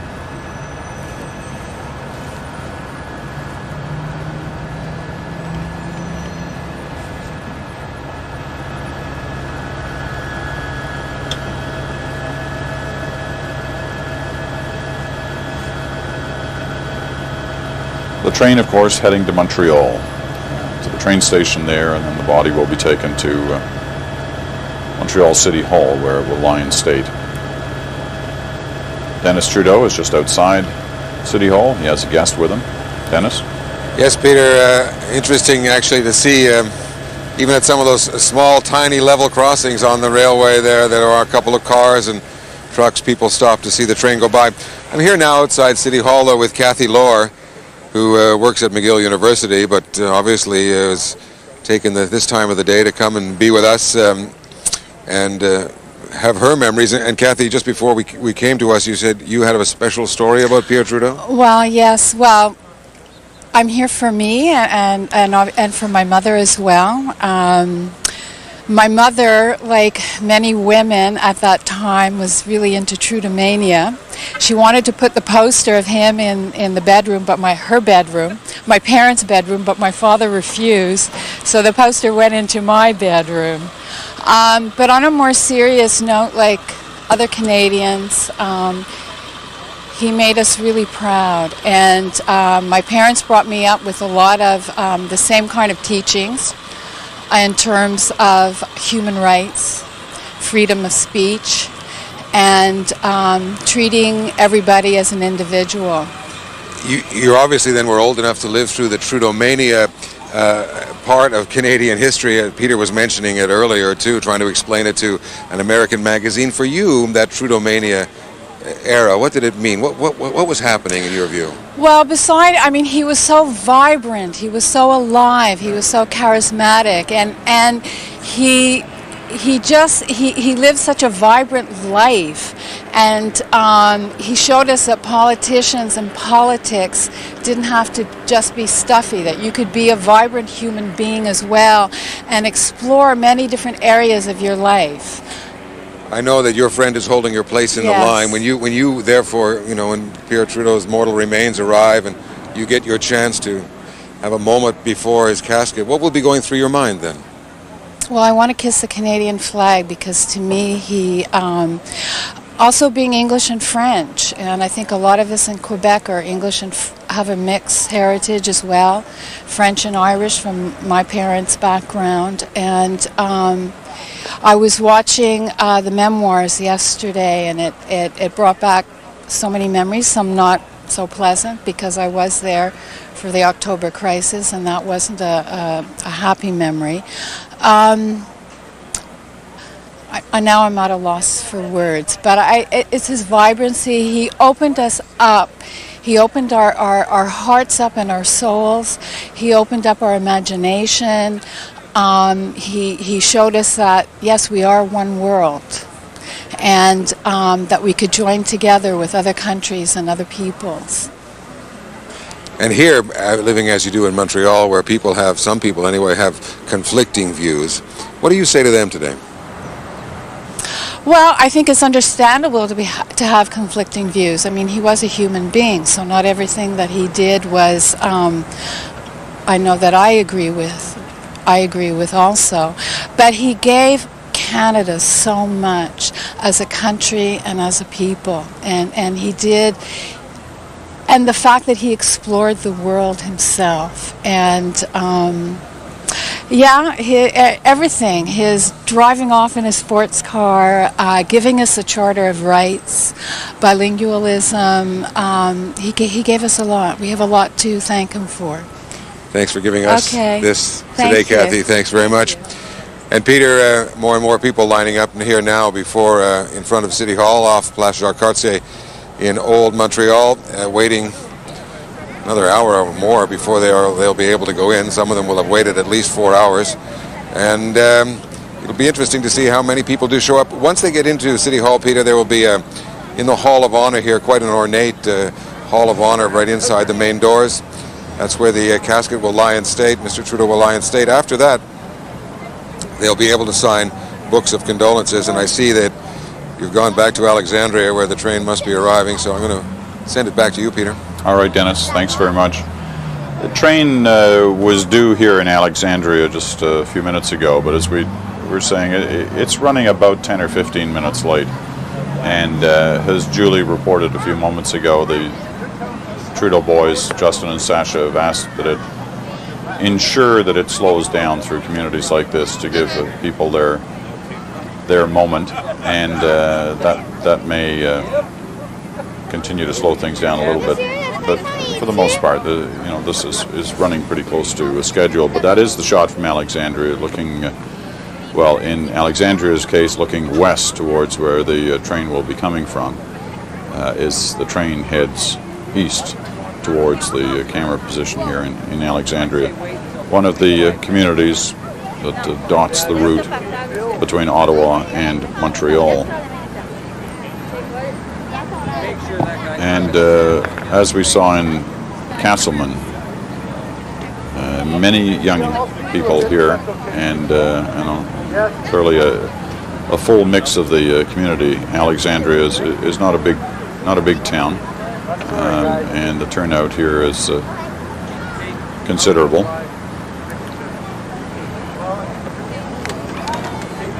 As the camera crews got ready, knowing that in a few moments the train will be here.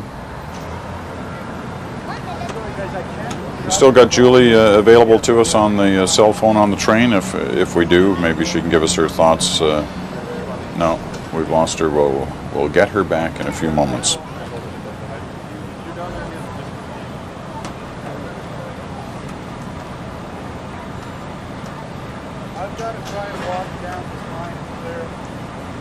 Real mix of the ages. Look at these young kids here who quite possibly until just a few days ago had no idea who Pierre Trudeau was. These youngsters look 4 or 5 years old, and now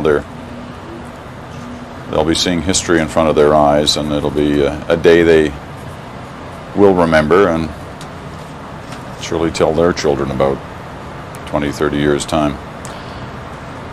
Brian McKenna's caught up with us again from Montreal. Brian, a few moments ago we looked at the shot on Parliament Hill around the flame, where a couple of people have brought paddles and signed them and put them in the waters that surround the Centennial Flame, and it was reminding me, as it has others, of that remarkable shot in your series, having the former Prime Minister recreate some of his paddling moments. But I guess he was still very much an active paddler even then. It was in his early 70s when you filmed that scene. I know you've talked about it before, but it must have been a remarkable moment. He certainly didn't seem in any way uncomfortable at that age with hauling the canoe around. Well, you say hauling the canoe around is exactly right, Peter. I mean, this is like a 70-pound canoe that he knows exactly how to lift it and how to move it, and just his sense of him coming along and then putting it in the water. And he always, the remarkable story of his past, of paddling a canoe with a bunch of friends from Montreal to Hudson Bay, 1,000 miles. I mean, this man was not a dilettante when it came to the canoe. This was like a serious canoe. You were talking earlier about about what might be appropriate to name after him. I know when I asked him what his monument might be, in one of those moments just traveling with him, and he said, what I'm proudest of, perhaps more than the Constitution, more than the Charter of Rights, was the creation of a national park where the Nahanni River runs through. And this was Pierre Trudeau, the man who felt the connection of the voyageurs speaking, who had profound, almost spiritual connection to the wilderness. And all these images, all these emotions, I think, provoked for many Canadians as the train goes through the wilderness here. Also, another thought sort of springs to mind as I noticed the people sort of spontaneously cheering at the last railway station as the train went by, and reminded me of the 1974 election campaign when he decided to go back to the old-fashioned way and do it by train, and the same kind of reaction was provoked along the way as he traveled so much of the country on a train with Margaret and his youngest, Justin, at the time. Thanks, Brian. We'll talk again a little later. The scene in Alexandria where the train is not far away. Eric Sorensen is there. We saw him a little while ago, and he's joining us now by phone. Eric, describe the scene for us there. Well, a sense of anticipation here for sure, Peter.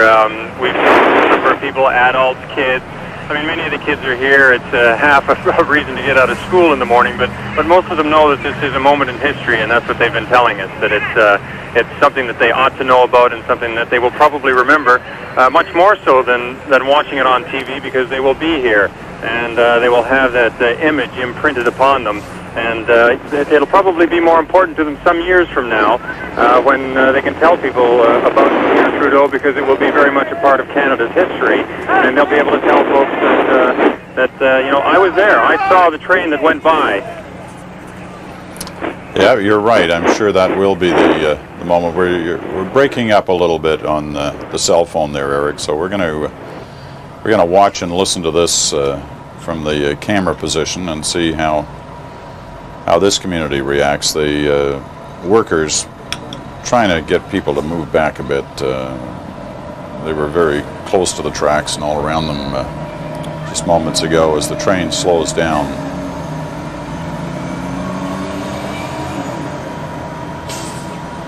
Coming into Alexandria, which is roughly the halfway point between Ottawa and Montreal, a little less than halfway, and arriving here about 10 minutes late.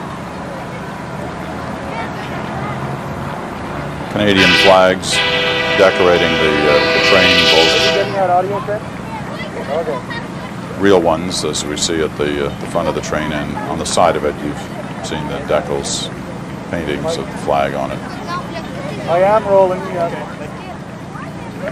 The train's almost come to a full stop here. Can you repeat, Ken? Are you talking to me?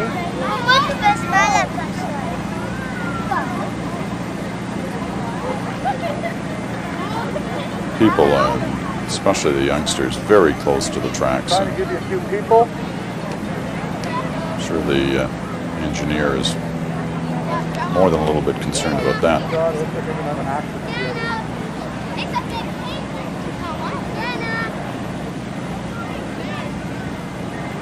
Is this working for you, Ken?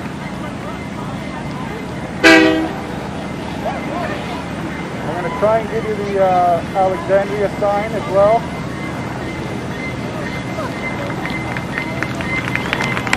People are applauding.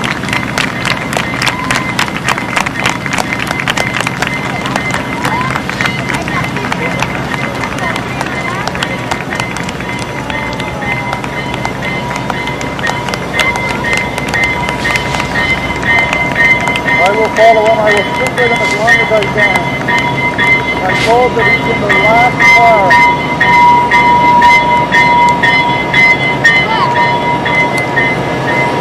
Julie joins us again now, Julie Van Dusen. She's on board the train. It was the view from inside the train, Julie. Okay, I hope you can hear me. We just passed a whole lot of veterans, look like World War II veterans with their hands over their hearts. The train is slowing right down. The two sons are, people are touching the train. The two sons are in between the railway cars waving at people. Most people have tears in their eyes. There was a woman holding a paddle over her head. Trudeau being the famous canoeist, the bagpipes playing. It's an absolutely incredible scene. Everyone I've had. We're losing you there, Julie. It's clearly a bad spot for cell phones in the middle of Alexandria, but we'll catch up to you a little bit later. But the main message being the amazing scenes from looking from the train outwards as the Trudeau boys, as Julie mentioned,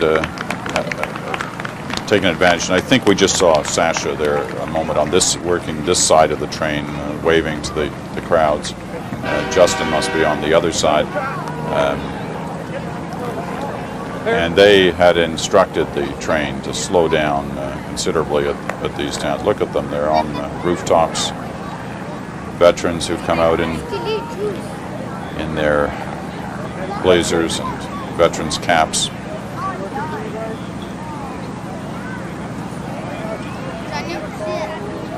And the young kids who said, you know, these young girls and boys born well after Pierre Trudeau left political office. for them, he's just a face in the history books. But now, a little more of a personal connection. I'm sure their teachers talked to them today about Mr. Trudeau, and we'll talk to them again when they come back. But they will always be able to point back to this day and talk about how they watched his funeral train head to Montreal for the last time. A shot from Ottawa. Well, if you're wondering where those helicopter shots have gone, the choppers are into that sort of refueling stage, and just a little bit out of range. We'll be getting that shot back again. The spectacular structure that dominates the skyline here in this city, the Parliament buildings, the centre block. Whenever you're here, it really is one of the grand buildings on this continent, and I don't know, I don't think we make enough of it. It really is quite the place. Now, who have we got? Don Newman is back here in the buildings, in our building, the National Bureau for our office here in Ottawa, having come in from the train station. Don, your thoughts now after making that trip out there and witnessing what we're witnessing on the train ride? Well, watching those young children, you're absolutely right, and I would think that all across the country there are people watching on TV, and they will now have, people born after 1984 will now have a connection with Pierre Elliott Trudeau, and will say, well, I wasn't alive maybe when he was Prime Minister, but I certainly remember his funeral, and we stayed up and watched it at home, and we watched it at school, and you're right, this, and I think fittingly so, gives a whole young generation an opportunity to have a connection with him, and perhaps to go back and read a little about him, to understand some of the things that he did. I think you're right about the Parliament buildings too, and when you come to Ottawa, don't just look at the outside, go inside. It's even more remarkable in some ways inside, Peter, I think you'd probably agree, than outside. Oh, it sure is. It's an amazing building, and you and I have been going in there for, well, probably more years than we care to remember, but every time you do go in and you start wandering around, you find new amazing corners and stories. I remember when I first arrived on the Hill as a reporter in 1976, and the veteran correspondent of that day who worked in this bureau was a wonderful chap by the name of John Drury. He's probably out in Prince Edward Island at his great little cottage near the ocean, enjoying the fall out in PEI. But John met us at the door here. There was a couple of us came here at the same time, John Blackstone and Mark Phillips, and said, listen, we got to go tour the buildings first of all. And we thought, oh boy, that's not what we came to Ottawa to go on a tour.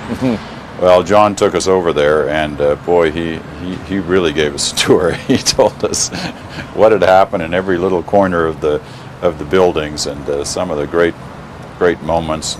This is where Trudeau said fuddle-duddle or what have you, and here's where Diefenbaker did this or Pearson did that.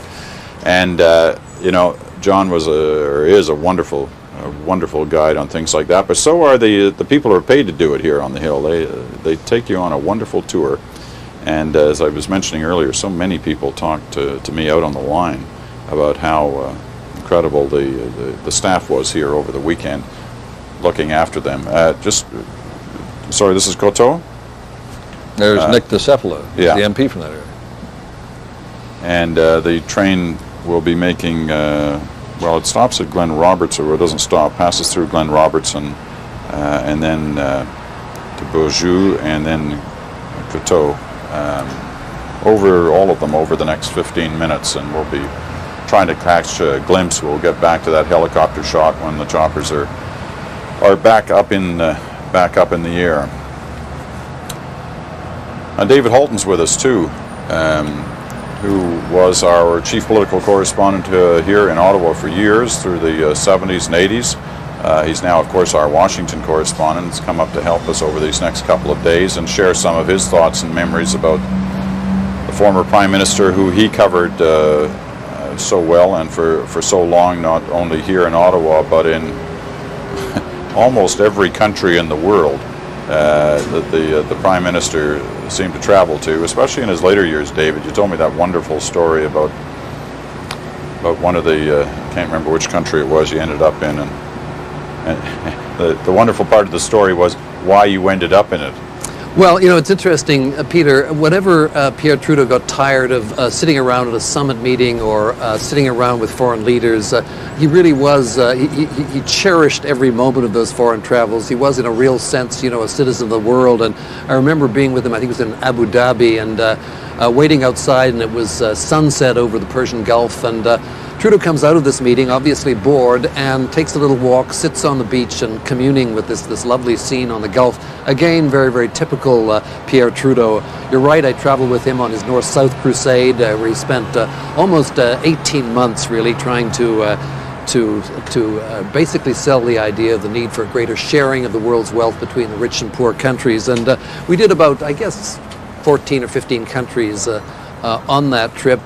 Most of them had a lot to do with the theme of his trip, but at one point we landed in North Yemen, as it was called at that point, and tiny, almost feudal country at that stage. And I turned to one of Trudeau's advisors and said, well, why are we here? And he kind of looked at me rather coyly and said, well, I had dinner with the Prime Minister about 3 weeks ago, and he said that this is one of the few countries in the world that he hadn't been to, and so it was put on the schedule. Trudeau very much, of course, the internationalist throughout his 16 years as Prime Minister and before. Interesting, I think, evolution in Trudeau's approach to the world, Peter. I mean, he began stressing, you know, Canada's national self-interest and sovereignty, in a way distancing himself a little bit from Lester Pearson's view of Canada as the honest broker, the helpful fixer in the world. At one point, I think Trudeau even said we shouldn't be crusading abroad. But he made this intellectual and philosophical journey as Prime Minister, ending up in his last term in the 80s as very much in the Pearsonian mold of Canada, of the need for Canada to get out on the world scene and play an important and moralistic part. We saw, of course, the North-South crusade to help developing countries, and later and finally his peace mission, an effort to basically lower tensions between the superpowers at a time when they seemed to be escalating very strongly. A lot of people felt that that was a rather pretentious venture. Others claimed that, you know, in his small and modest way, that Trudeau did, in fact, help the trend line in terms of lowering East-West tensions and restoring an element of détente in relations between Washington and Moscow. Thanks, David. You know, over the weekend, talking to all these different people who came here to say goodbye, quite often people would say, you know, when I traveled overseas, and I think many of us share this experience, they would say, when I traveled overseas and I was in a cab in a foreign land, or I'd met people from another country, they would say to me, whatever happened with that Trudeau man? And it's true, you know, I mean, it was one of the few times that you traveled overseas in other parts of the world, and actually people had some knowledge of who your Prime Minister was or used to be. And so Trudeau made his, you know, you can debate, and as David effectively tells us, the policies on the international stage that Pierre Trudeau had, how successful they were or weren't. But he was known out there. He had cut a figure on the international stage in such a way that he was known in all parts of the world. This is the image from the Centennial Flame area, where the people have come again, either to drop roses or to read the many messages, thousands and thousands of them that have been dropped here over the weekend, and telling the personal stories of the connection that so many Canadians had with Trudeau. While we're waiting for those pictures to come back up from the helicopter and waiting for the train to arrive in Coteau, we're going to just give you some highlights from earlier this morning. We sent a crew around to talk to people and get more thoughts here on Parliament Hill, and here's just a selection of some of the things people were saying earlier this morning here in Ottawa. And why have you come today? Well, I think for me he represents a very, very special leader, and plus he was a wonderful father, and for me that's the part I want to remember too. You know, that's very important. and I have the privilege to talk to him twice, and I still see his eyes, beautiful eyes. And why have you come today? Oh, it's actually really quite hard to put into words. For me, Pierre Elliott Trudeau has always touched me deeply, and there's one aspect maybe we haven't vocalized in words all these 3 days when we share tributes, but I have found him to be an extremely spiritual man, and it's that spirituality that I feel animated him, and his values and his principles. I just truly believe with my deepest part of my heart that it came from a wellspring of spirituality, and that's the part of him that really affected me. I can simply say that when I was going to university in 1968, I can remember the exact spot that I was when I was coming down some stairs and he was on a TV screen speaking in his political campaign, and I never knew anything about him. I was not quite interested in politics at that time, but immediately from that screen, when he mentioned the word unity, it reached a part of me that I could not even articulate at that time. And it's that word that has stayed with me all my life. And there's such a desire to bring unity in my own life with people around me. And of course that greater vision of the country and the world. I don't know, there's just a spirituality about that man that I feel. As I wrote on the piece of paper, I feel, Mr. Trudeau, that your spirit is so big that it will never die. And I feel that it's up to us to truly meditate and dwell on that spirituality so that somehow in our own, each in our own way, we can build that unity. Right. For a better world. Yes. What does it mean for you to be here today? Oh, today is three things. Today is the day I came to Canada and to say farewell to my brother. When did you come to Canada? 1969. So what does Pierre Trudeau mean to you? He's a brother. He's a brother. He's a brother and a minister of the master. And what is it about Pierre Trudeau that is so important to you? Well, I'm sure many people have said it before and many after. He was a great man. I gave him directions to a party one day, so I met him once in person. Where was that? Tell me a bit more about that. That was at Woodruff Avenue and Georgina in the West End, and he was in his Mercedes convertible one evening in the summer, and I was riding my bike to go play tennis, and he asked me where Georgina Avenue is, and I said straight ahead, and he said thanks, and I didn't ask if he needed an escort, but that would have been nice. So what was it like seeing him in person? Oh, really nice. I mean, pretty special. Part of my 15 minutes of fame. And why do you think he will be so long remembered by people here and all over the world? Well, he helped shape the country, and he was a great statesman and a great leader, a great ambassador, and he had a lot of class, which a lot of people could take some lessons from today and tomorrow. Is this difficult for you to come here today? I didn't think so, but it's certainly emotional being over at the Flame, and I'm sure when I see the casket come out as well, but sometimes you do difficult things. Bet it was a good party too. The flame at Parliament Hill, the Centennial Flame, that was lit, well, I guess at the end of 1966, the New Year's Eve, heading into 1967, lit by Lester B. Pearson. At the end of that centennial year was the year that Pearson announced he would be stepping down, called on the local party to hold a leadership convention, which they did in April of '68. And that led to the beginning of the days as Prime Minister of Pierre Elliott Trudeau. And today, flowers and the paddles. Interesting, the paddles suddenly become this symbol.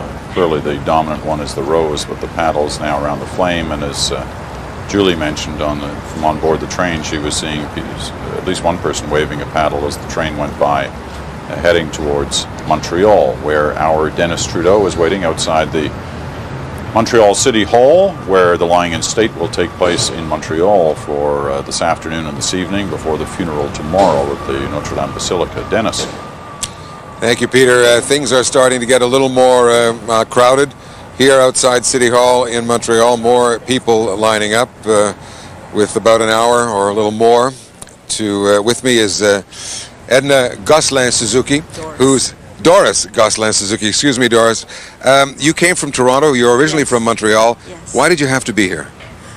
It's a feeling I had as soon as I heard it over the CBC on Wednesday. I just said, I have to come. And I haven't been in Montreal since '94. But I just had to come. I had to represent my family, my mother, my father, my brother who's in America, living in the States. He greatly admired Monsieur Trudeau. He's 30 years old. He's young. I just felt I had to come to represent my family. Also, I wanted to say thank you to him. Thank you because my grandchildren today I have 6 of them, and they're all French speaking. They all go to French school in Toronto, and it's free. So it's grâce à Monsieur Trudeau that they are speaking French. And here, as a former Montrealer, being back here and being in that line this morning, waiting outside City Hall, what's the feeling in the line? The feeling, I think the people like in the back and in the front were talking to me. They're coming for support, for emotional support. They're coming like they feel like me. They have to be here. They have to say goodbye. They just feel they have to be here. They feel very sad that he's passed away. They were saying how great he was. And the one behind me was saying, I think she worked for him or something. She was saying how kind. She was rattling on and on. She wasn't stopping to talk. And I didn't want to interrupt her. And she kept saying that how kind he was for her. And this is the way it is. People only have praise for him. And this is why they're here. And in your own silent period, when you do get inside City Hall and the former Prime Minister's casket is there, what would be in your mind? In my mind about Monsieur Trudeau, my mind is he was a great Prime Minister. He brought the French in, for me, from coast to coast. But there's one thing I really would have liked if there would have been more French, but I knew he couldn't do it. At least he introduced the French from coast to Canada.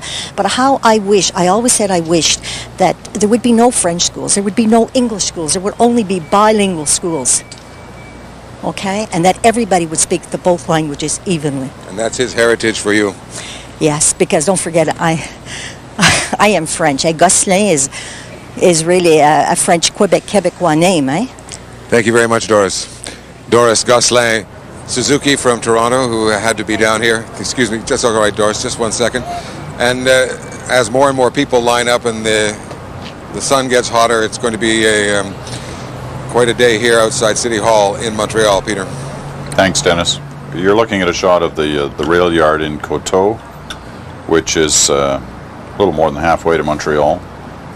The train is due here in the next couple of minutes. We should be seeing it off there in the distance very shortly.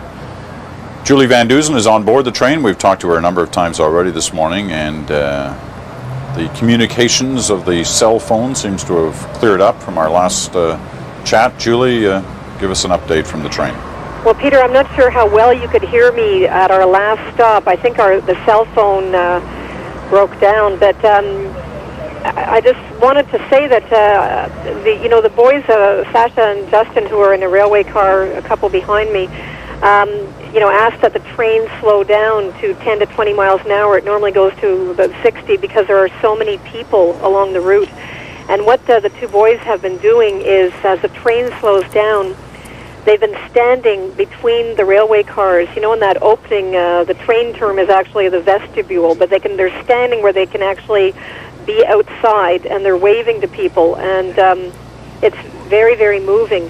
Marc Lalonde, who's a former Trudeau cabinet minister, and Jacques Hébert, a senator, are on the train, very close friends of the former Prime Minister. They came back a few minutes ago to speak to reporters, and they say the boys are holding up very, very well. They've kind of, I guess, inherited their father's stoic approach to things, but they're absolutely heartbroken. they said, especially seeing all these people and how much their father obviously meant to so many Canadians that wouldn't have even met Pierre Trudeau, and and seeing that he's been out of office for so long.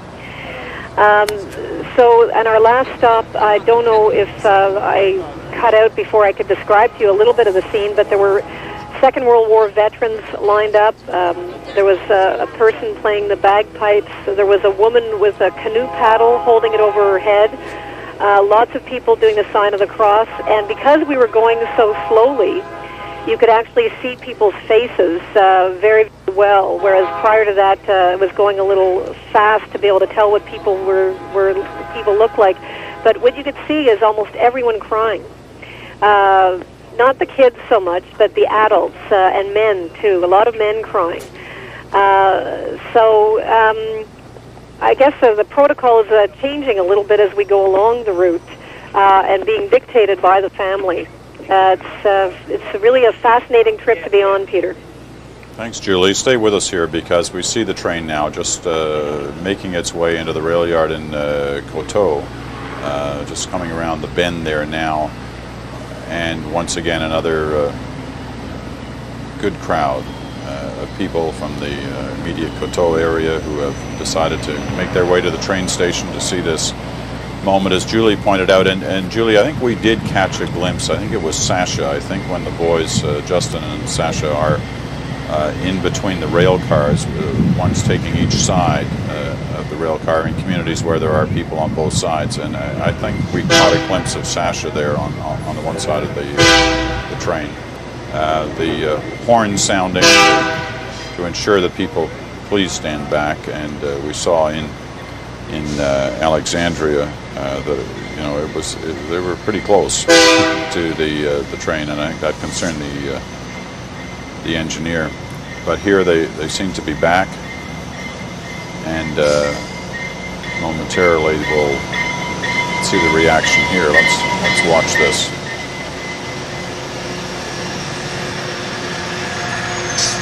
People with their roses.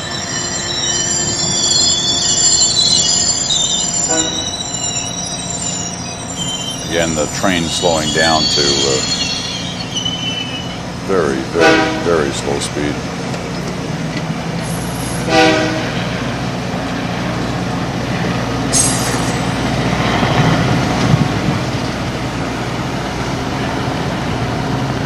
And between these cars, the various members of the media pool, it's these ones near the back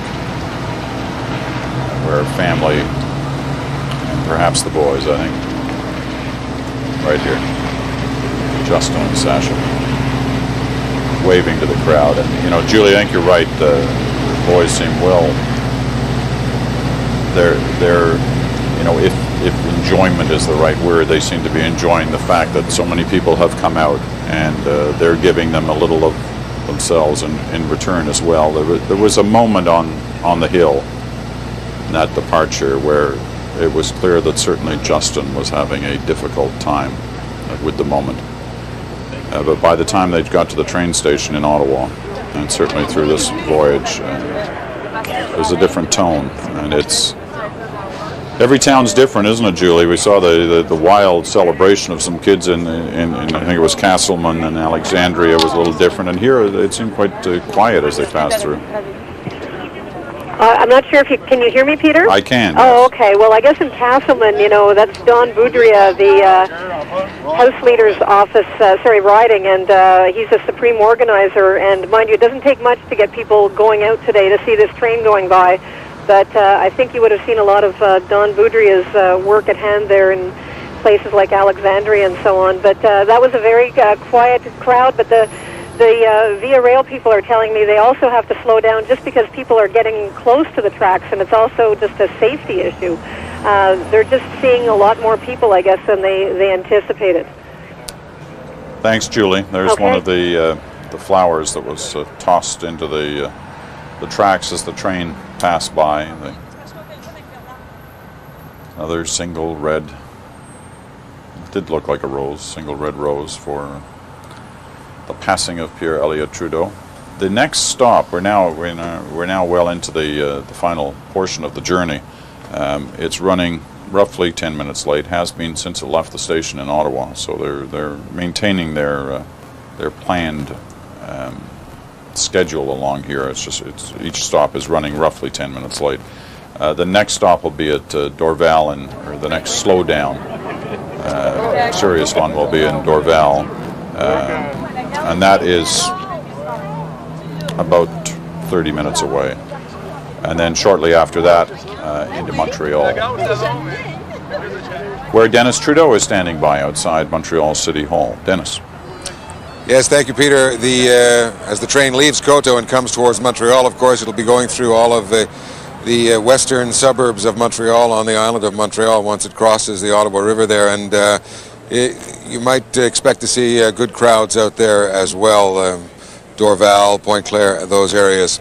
Now, with me now, Peter, is someone who's come out of the line to talk to us. Jean-Luc Boilard is retired, lives in Montreal. And your thoughts when you stand in that line, think about Pierre Trudeau. I had to be here today. It was something that I held at heart, and it was not for the politician as such, but more for the person. I've always liked Mr. Trudeau a lot. Wherever he said, wherever he was, his honesty, I think, was the main character that I liked about Mr. Trudeau. Regardless whether it was super positive or he let you know in less sophisticated ways what he thought. Did he ever touch your own life in any way? I was probably predisposed to being bilingual, but when he came, he just reinforced the fact that knowing 2 or 3 languages or 4, it was something that's great for the person, regardless of what you think. I mean, the more you know, the better off you are.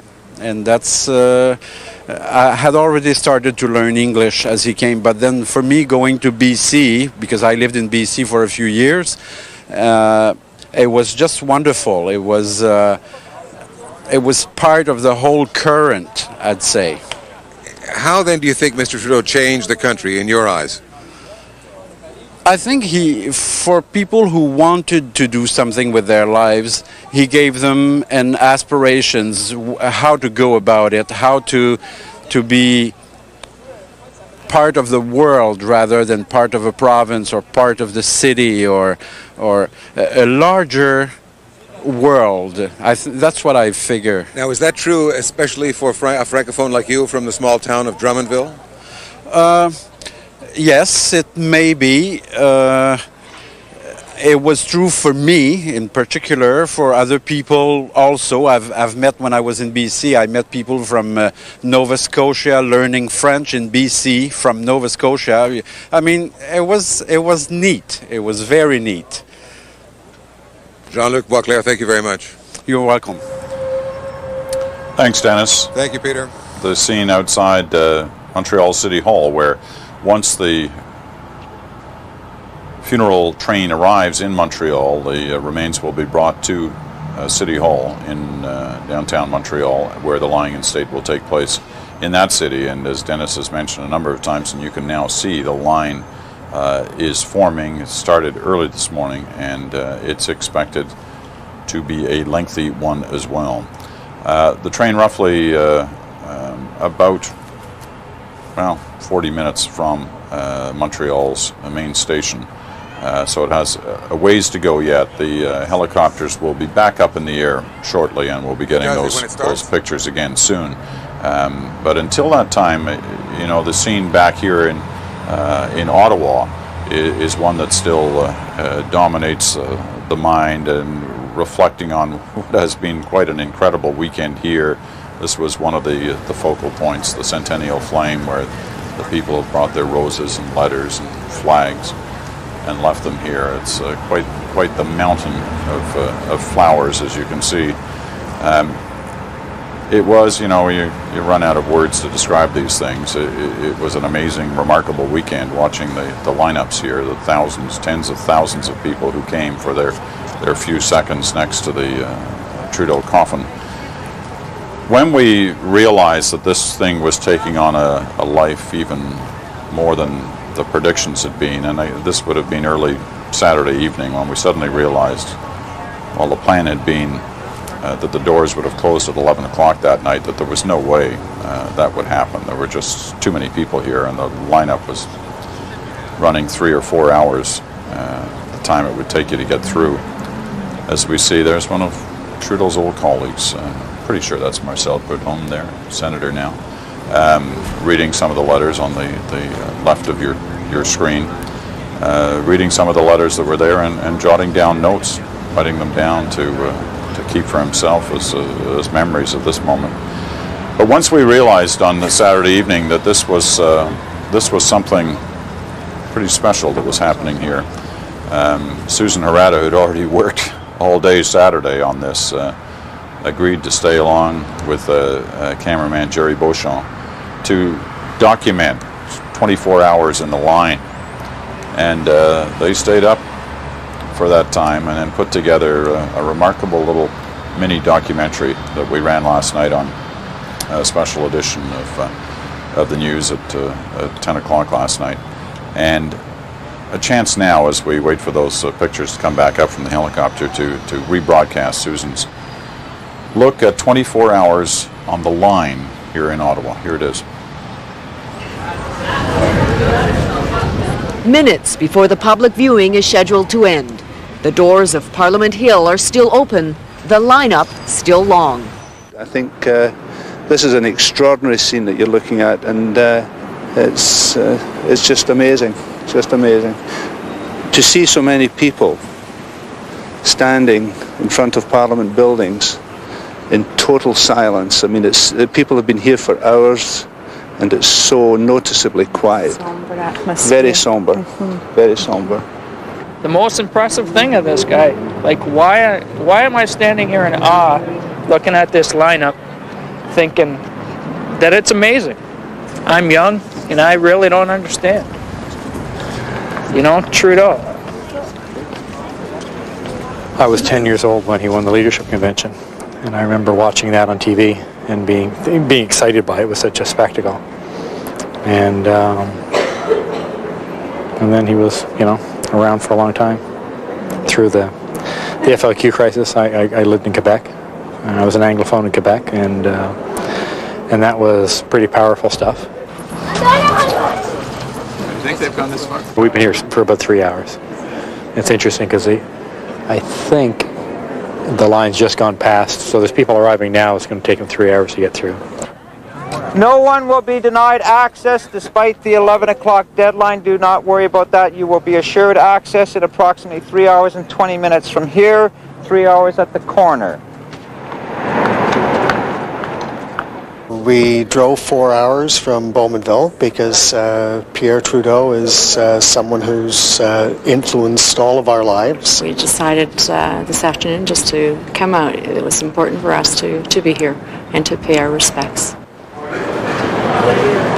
Saturday night becomes Sunday morning. Still, they wait, intent on paying tribute to the man and the memories, the reasons they're here. I got angry with him at the War Measures Act. He made me think about the world in the global context, I think. His north-south vision was certainly a new way of looking at things that I, as a younger person, hadn't really thought about, and he just jarred me and made me think. I think that Pierre Trudeau is probably a big part of making us proud Canadians on the international scene. What I remember most of all is the early 80s when the Constitution was repatriated, and I think for me as 12, 13 years old, looking at that and keeping that in my mind, saying this is really what this country is about. My parents actually were in Sri Lanka in the 70s, and they heard Trudeau speak at a dinner there, and that's one of the reasons they decided to emigrate to Canada and raise all their family here. So I always grew up with my dad talking about Trudeau and the Trudeau government, so it was important, I think, for both of us to come here tonight. And we kind of feel like we were sad driving around tonight. We feel like we lost a bit of a Canadian hero. Just a few hours after it all ends, it begins again.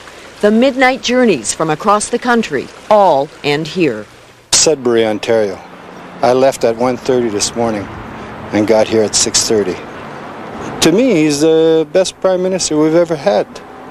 I don't think we'll ever have one like him. He had his faults, some people say, but I couldn't see too many. I don't know. I thought he was real great. I travel all night to see my favorite gentleman. I travel overnight, yes, so I can get here first, but that lady beat me to it. Yes, she got here just a few minutes before me, so. It comes from inside, I don't know. I just want to be here because I want to be here. I think it's 66 or 67, Canada Day. He was on the hill, and I ran and climbed over chairs and everything to get a shake of his hand. And I think that when he suddenly looked at me, and he thought I was crazy, but that's what I wanted to do, shake his hand. And I said, oh, I just want to shake your hand. He shook my hand and I walked away. I think that Mr. Trudeau was a great man who had a dream, and maybe what his biggest heritage for me was that he lived up to his dream, and maybe he's giving permission to every one of us to live up to our dream. I'm from Sault Ste. Marie, and way back there in the referendum time, there the city fathers passed a resolution there, a unilingual, our English-only language resolution there, which I feel I got to apologize for, and that's my way of doing it. They all have their reasons. Silent prayers and thoughts. Tributes now adorning the country's flame. In the quiet of the early morning, one more is placed, a handwritten card. It says, "Thank you, Mr. Trudeau, for making my country what it is." There are many things that have happened in Canada that I've been close to and never participated in, and I felt a little embarrassed about that, and I thought, I'm not going to do that anymore. I'm going to be here and stand up as a Canadian, and I thought this was an important one to be at. I just want to, say how appreciative I am of being in Canada. I think that he, more than anyone else, opened the doors to immigration in this country, and may God have mercy on his soul. The doors open early at 9 o'clock, an hour before they're scheduled to, and the lineups keep growing, spilling down the steps, along the central walkway, around the Centennial Flame, and beyond. At least a 5-hour wait for those at the end of the line, plenty of time to debate the Trudeau legacy. I mean, fair is fair. I mean, his economic and social policies were, you can really dump on them. Well, economic. Yes. No, I think the social policies were. Some are particularly spent too much money on them. Plenty of time to reach down and pull out the right words, the right thoughts to leave behind in the books of condolence set out inside Parliament. I think I'm just going to say thank you for the mosaic that you gave to Canada, the bilingualism, the multiculturalism. Thank you for making Canada what it is today. But I think at the root of all that too is the charter. Like, we couldn't have any. I mean, people talk about bilingualism with mixed feelings, I guess. But the fact that you have the rights or the freedoms to express your culture, express who you are, that comes from. They're all Trudeau. They're all Trudeau. This country is Trudeau.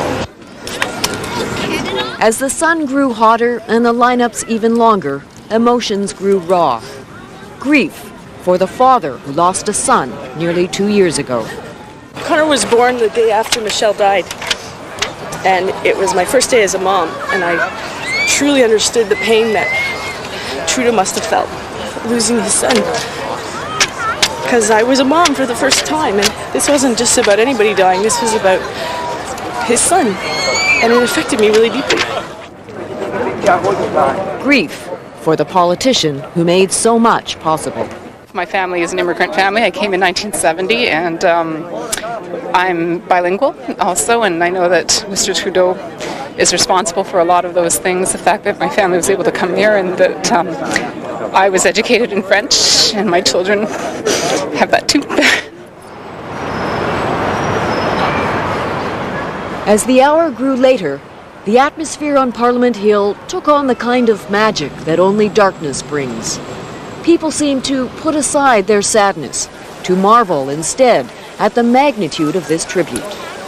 I think it shows what we actually thought, the love that we had for him, and the respect that we had. I think we tend to be known as passive, or some people refer to Canadians as apathetic, but I think this is dignified. I think it's appropriate again, and I think it's something he would appreciate as well.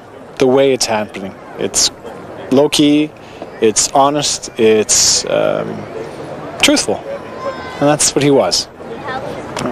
This is overwhelming, really, you know. I think it comes from the heart of the people that are here today, that have been coming here.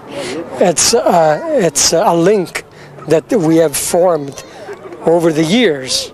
It says that this country is a country that was pulled together by him and in a way reflects the kind of country that he was working so hard for, even up until the time that he died, and the fact that if you look around, there's a huge representation of this country and the cultures that live here in Canada, that he pulled us all together and he brought us here to this point. Even in death, he was able to work that kind of magic. Well, that was Susan Harada and Jerry Beauchamp's look at the 24 hours on the line here in Ottawa, and that's the Centennial Flame. 1867 to 1967 was just moments before the 67 years started that flame was lit by Lester B. Pearson, and it has become that shrine all weekend for the roses and thoughts of so many Canadians who came by here to say their final goodbye to Pierre Trudeau here on Parliament Hill. But he has left now for the last time, his body being transported by train to Montreal through all the little towns and small communities between the two big cities. This is Montreal City Hall, where the casket will be brought to and will lie in state here for most of today and tonight, and then tomorrow the funeral service in Montreal. Well, let's go back to one of those little towns that the train went through just a short time ago in Alexandria, where Eric Sorensen watched that moment. Eric. Peter, if people weren't able to hear us or watch earlier, they may have not seen that there were 400 to 500 to 600 people here on the train or beside the train tracks here in Alexandria, and I think without a doubt it was a memorable and important moment for everyone. But Audrey Johnson MacDonald, I think, got more out of the experience than she had anticipated. And Audrey, tell us what happened as the train approached. Well, as the train approached, I couldn't believe what I was seeing. I noticed Justin Trudeau standing there at the open door, and I reached up my hand. I was carrying this rose, and I looked up at him, and he put his hand down, shook my hand, and sort of shook his head as if to say, what a marvelous crowd we have here today, standing here such a memorable time. And I'm so overwhelmed, I can barely speak. Well, it was interesting because when I came over and talked to you a short time after that, you were looking at your hand. It was like you couldn't quite believe what had happened. Yes, you are very correct. In fact, somebody said, are you going to wash your hand, Audrey? I must say this is a day in history that we'll all remember. Such a special man, and I'm just so proud of the people here in Alexandria who came out. It'll go down in history. This was also an important area, I think, for the Trudeau legacy. This is an area both Anglophone, Francophone. Is that significant that Mr. Trudeau passed through this area on his way back to Montreal? Yes, I am certain. And as a matter of fact, I told a few people early this morning and late last night to make certain that they come out here and just to show their respect to this very special man. And it is a Francophone, Anglophone community where everybody sort of blends and shares in something as special as this. It's the kind of thing that you can see almost better in some ways on television. You get close-ups of the coffin as it's moving from one place to another. Yet is there something more memorable for you or more impact having been here in person? I really wish I had a word to express my feeling, and really that of many other people who spoke with me and noticed this red rose. And they said, why a red rose? And I said, well, that's not a correct question to ask me, because when I look at red roses, of whom can I think other than Pierre Elliott Trudeau the Great? All right, Audrey, thank you for talking to us. And I thank you. And I think, Peter, that there's no doubt that this was just that kind of moment for about 500 or 600 people who showed up here in Alexandria and in communities all along the route. You're absolutely right about that. A special moment for all of them, and clearly a special moment for your guests there.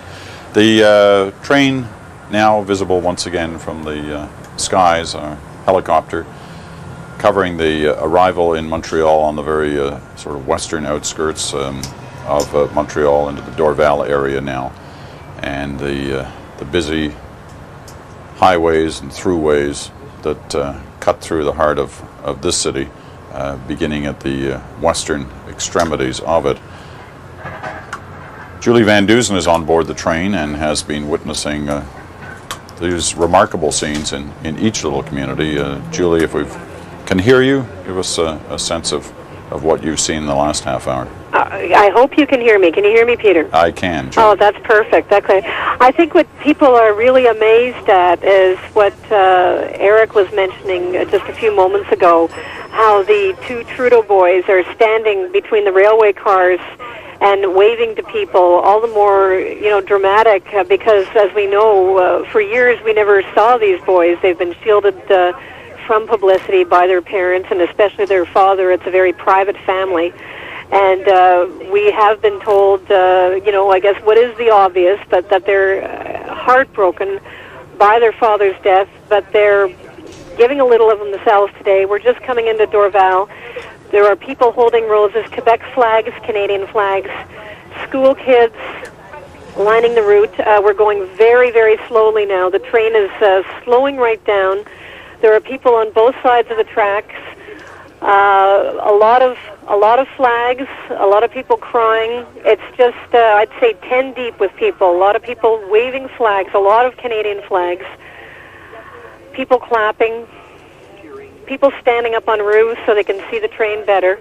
Rest in peace, Patriot. I'm trying to read some of the signs as we go through. People looking very, very solemn. It's hard to estimate the crowd because as we go along, it's 5 or 6 deep, but it's just a whole string of people. You're doing a great job, Julie, giving us a sense, because we're looking from the helicopter, and it's obvious there are a lot of people there, but there's no sense of the interplay between the two. Well, as I guess I mentioned initially, I just feel very, very privileged to be on this train. It's only a 2-hour ride. I guess it's a little longer because we're slowing down, but it's something that will stay with you forever, this memory. I'm sure it will, and even for those of us just watching the images, it's a remarkable time, and how people have lined here one of the freeway access routes are all looking remarkable as people go down and get their chance to glimpse the train as it passes by. Cars stopped along the freeway. Can you see that? A lot of cars have pulled over to the side of the road. Have just gone off the ramp, and people have gotten out of their cars and they're waving. And if you know Montreal traffic, that's not an easy thing to do. No, it sure isn't. Well, it's clear that in the last few days that the authorities, both in this city and now obviously in that one, are letting a lot of things go by. There were many of the thousands of people who came up to Parliament Hill. There was nowhere to park, so they just parked anywhere. They stopped all over the place, and I don't think there was a ticket issued here all weekend.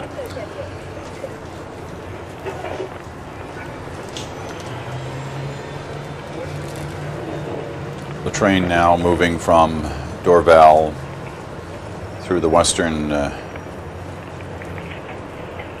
parts of the greater city of Montreal.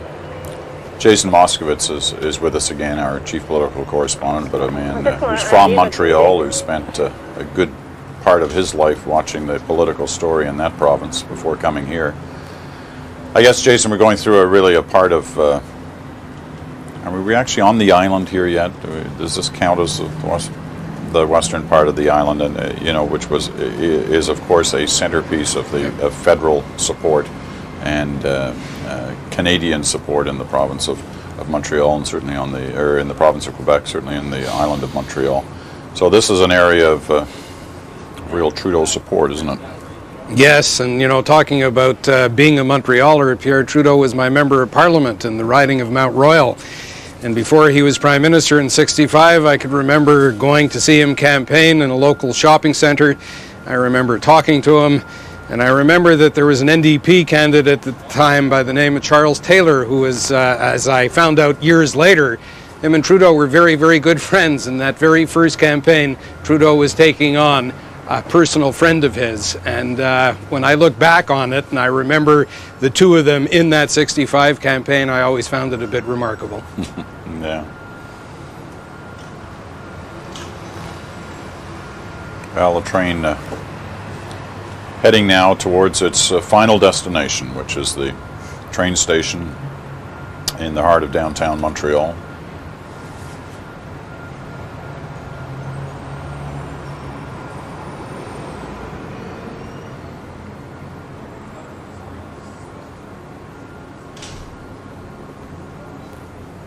Well, we'll keep watching this shot, but Dennis Trudeau joins us as well. He's in front of Montreal City Hall, where the body will be lying in state later today.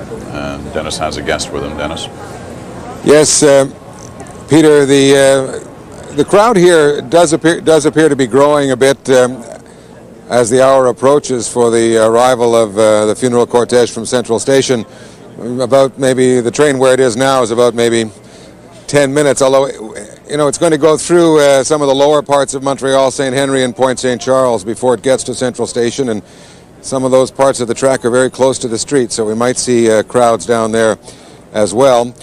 People are lined up here on Notre Dame Street East in front of Montreal City Hall to give have a chance to have pay their last respects.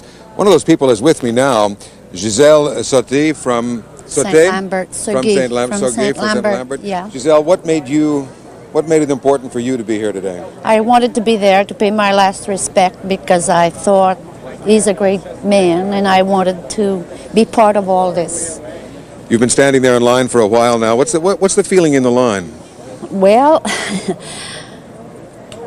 where I am, there are mostly French Canadians in the line where my spot is, and there are comments that I'd rather wouldn't be put up today. I don't think it's the place. I don't think it's the time. But of course, we're in Quebec, so I don't know why they came. That's my point. Whoever are having these nasty comments, I would say. But generally, I have to say people are well behaved, and they're very sympathetic to the fact that Mr. Trudeau is gone, and they came for that purpose, not to have a turmoil or anything like this. Well, some people, of course, thinking about the man, not so much his politics. What did he mean to you in your life, could you say? Well, I think he had a very nice vision for our country. He wanted to build up our country. He wanted to make it bigger than what it was and to separate it from the American. And that's what I like about it.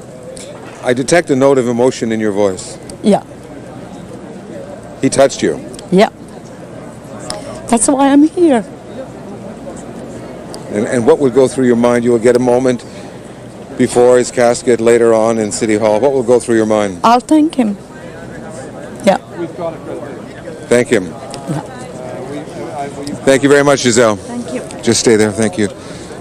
There, Peter, just one of the feelings that you have in the line here at Montreal City Hall as people wait for the arrival, which won't be very long now. Peter.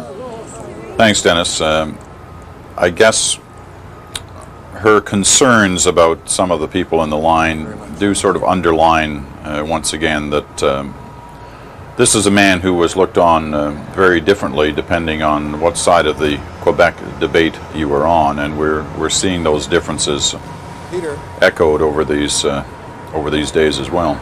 Peter, if I'm still on there, perhaps it's important to recall that Quebec they were spoiled because, unlike the rest of Canada, Quebec had two very charismatic leaders in all the upheaval of the 60s and 70s and 80s.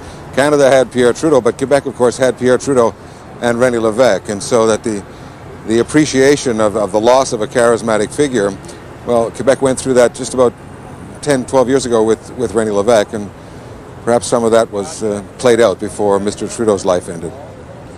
That's right. Thanks, Dennis. We'll get back to you a little bit.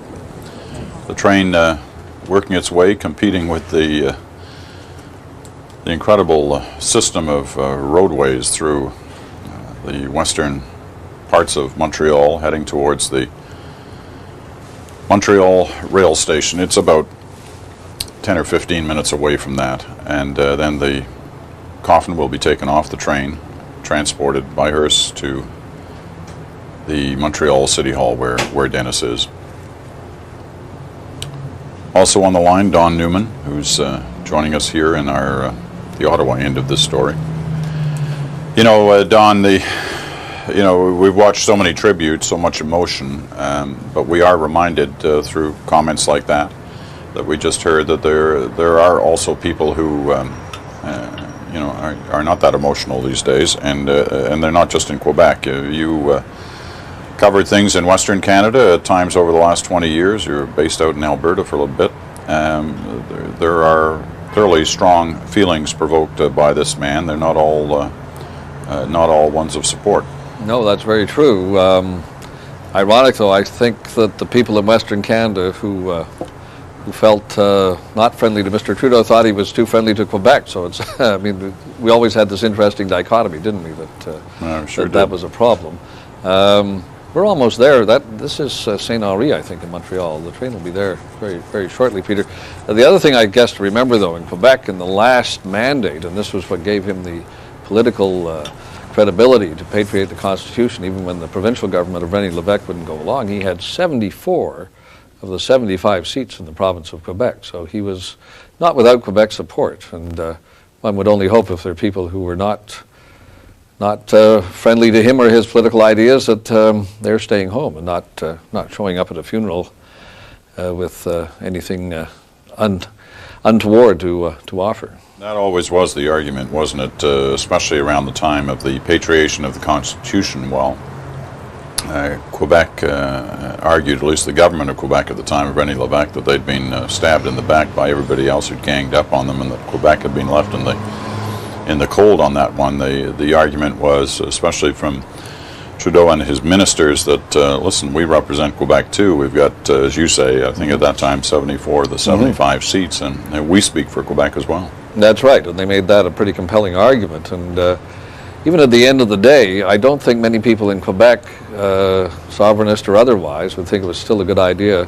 Well, maybe the sovereigntists would, because it would, I suppose, play to their argument that the Canadian Constitution should still be an act of the British Parliament. And in that sense, it seems to me the patriation was the most dramatic and greatest accomplishment. People use the Charter of Rights all the time, but the fact is that the patriation is really what made the country different.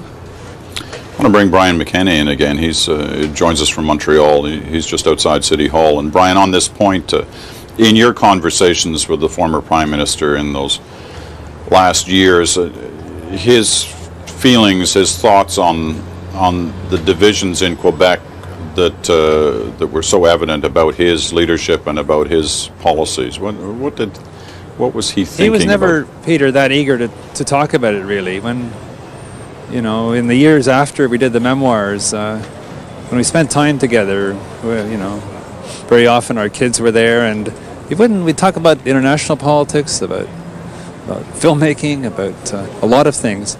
One of the few times he said anything, when remember the PQ was riding very, very high with Bouchard, and he said, it's we have to be very patient in Quebec, he said, but the pendulum swings. Sometimes it swings, towards the Federalist camp in a very dramatic way, and then very slowly it moves back to the independence camp.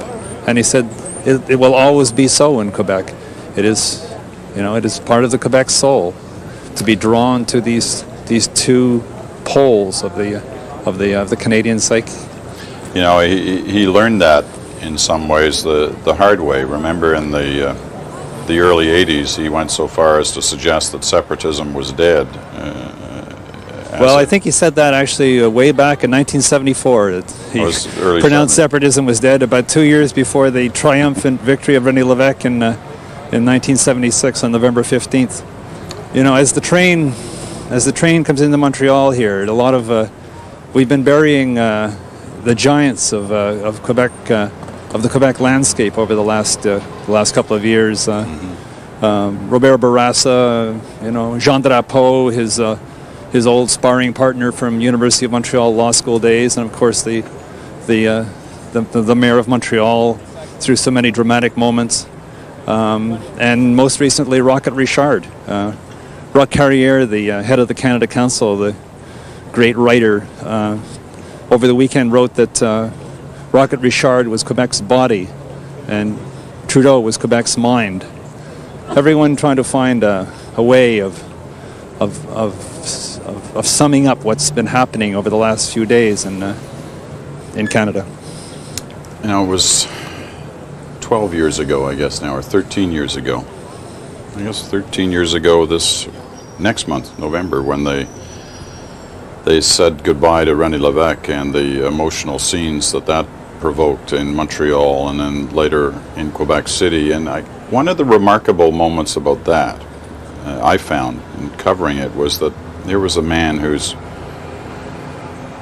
wish was, in fact, to break up the country by beginning a separate Quebec, and yet at his funeral, such a remarkable collection of both Federalists and Separatists walking behind the casket through the streets of old Quebec City.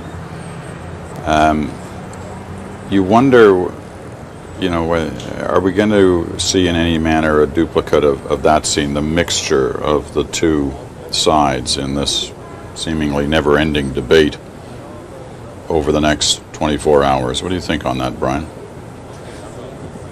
Well, you know, Claude Charron probably said it best many years ago. Claude Charron being the enfant terrible of the separatist movement, the Lévesque's youngest cabinet minister for so many years, and he said, you know, René Lévesque was the man who we were, and Pierre Trudeau was the man we would like to be, and very much reflecting those two powerful currents. And of course, Claude Ryan, another old antagonist of Pierre Trudeau, is saying, in a sense, it's neither of those. That Pierre Trudeau, you know, transfixed Quebec in a way that drew from both of those dimensions. Well, as you can see from that shot, the train not now far from the heart of downtown Montreal. Jason, you want to add your thoughts on that point as well? Well, I think Quebecers are remarkable in being a family when the time is there to be a family. And I think, as you said, Peter, during the time of René Lévesque's funeral, whether you were a sovereignist, whether you were a federalist, it didn't matter. You were paying tribute and honor to someone who had served Quebec, someone who had obviously done the best of his ability for so many years, somebody who left his mark on people. And I think that as Pierre Trudeau's remains arrive in Montreal and people go to pay tribute at Montreal City Hall and at the funeral tomorrow, I think that you'll have the same thing. It is respect. Respect for what was accomplished, respect for one's efforts, and really when the family gets together in Quebec, Quebecers are very, very used to the political fight, sovereignists, federalists. Some families, there are sovereignists and federalists that share Christmas dinner together. I believe that tomorrow it will be, as was the case with René Lévesque's funeral, that both sides of the great political debate will be there together.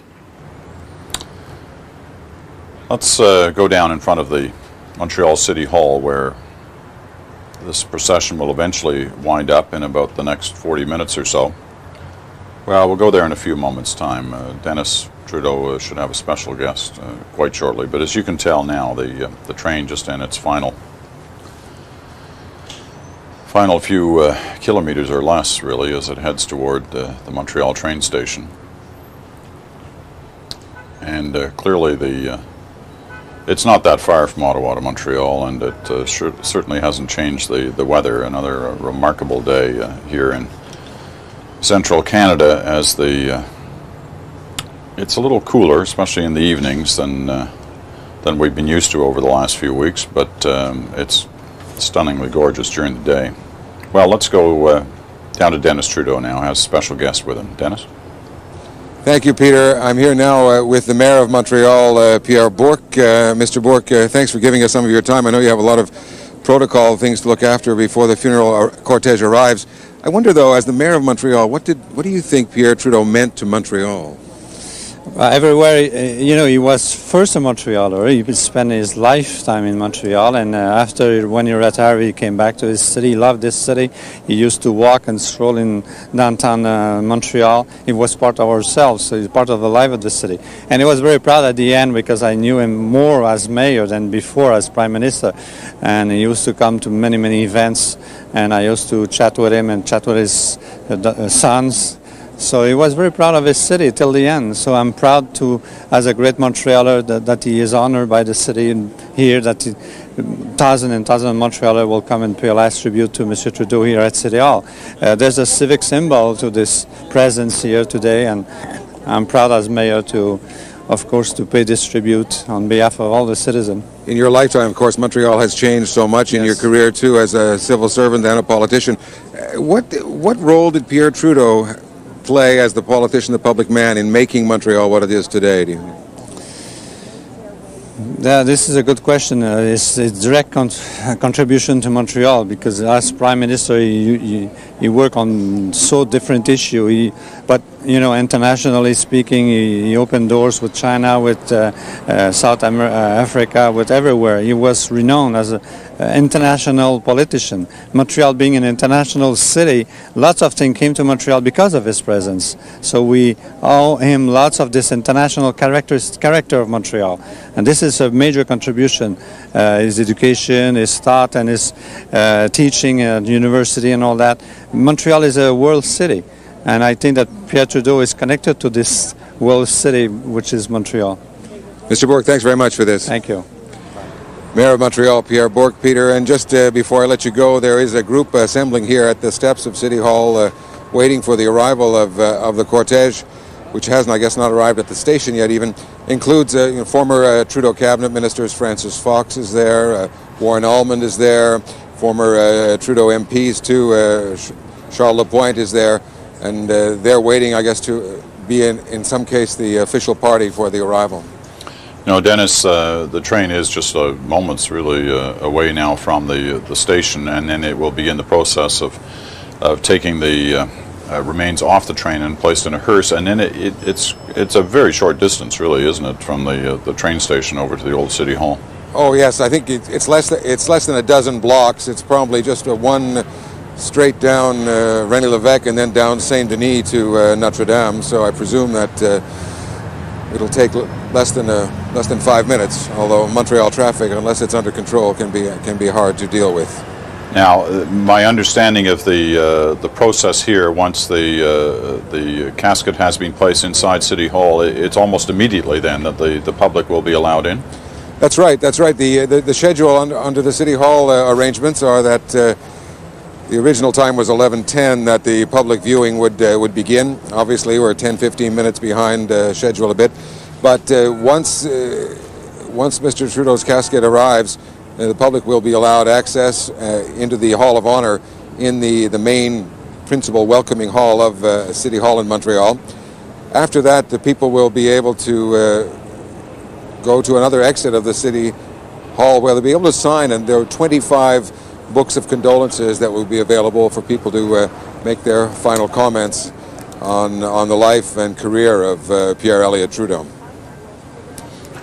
All right, Dennis. When you look at that line, we just had a glimpse of it directly in front of the City Hall. Does it stretch for quite a while now? The most I've been able to tell is that it stretches from about where we are down to the next corner.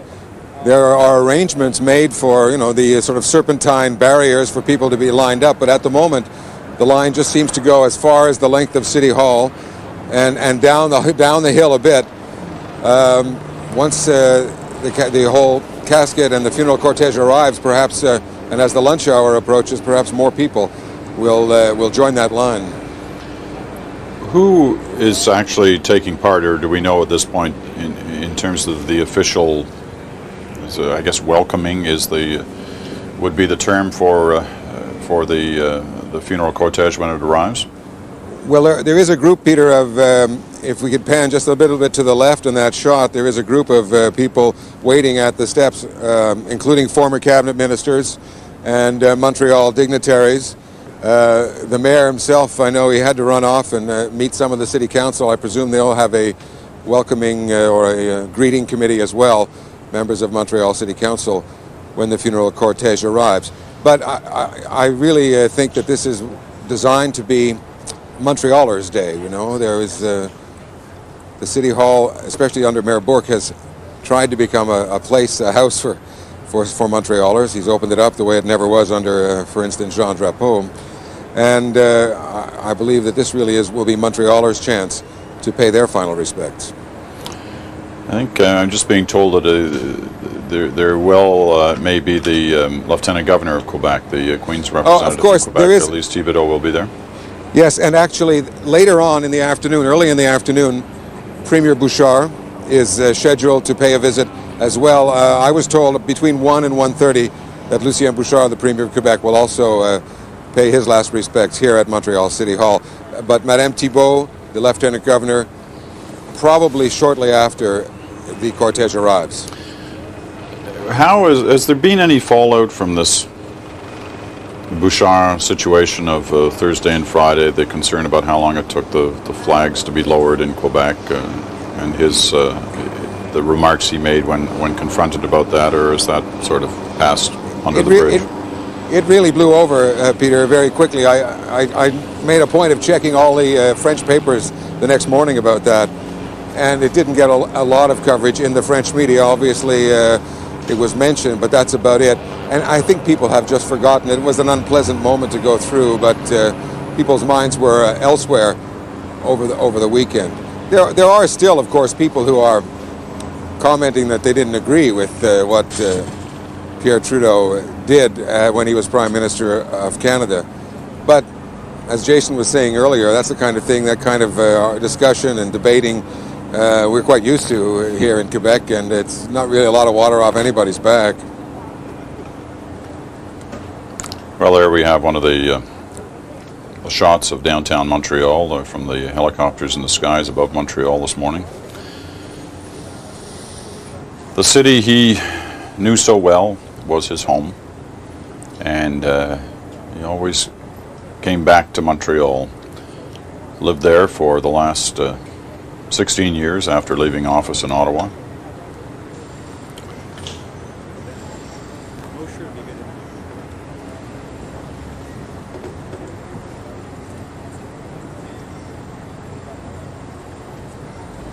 And it really is quite the, like the Parliament buildings in Ottawa, the City Hall in Montreal is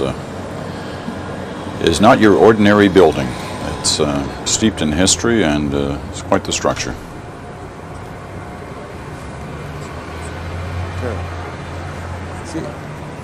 See if Terry Mosher would talk to us.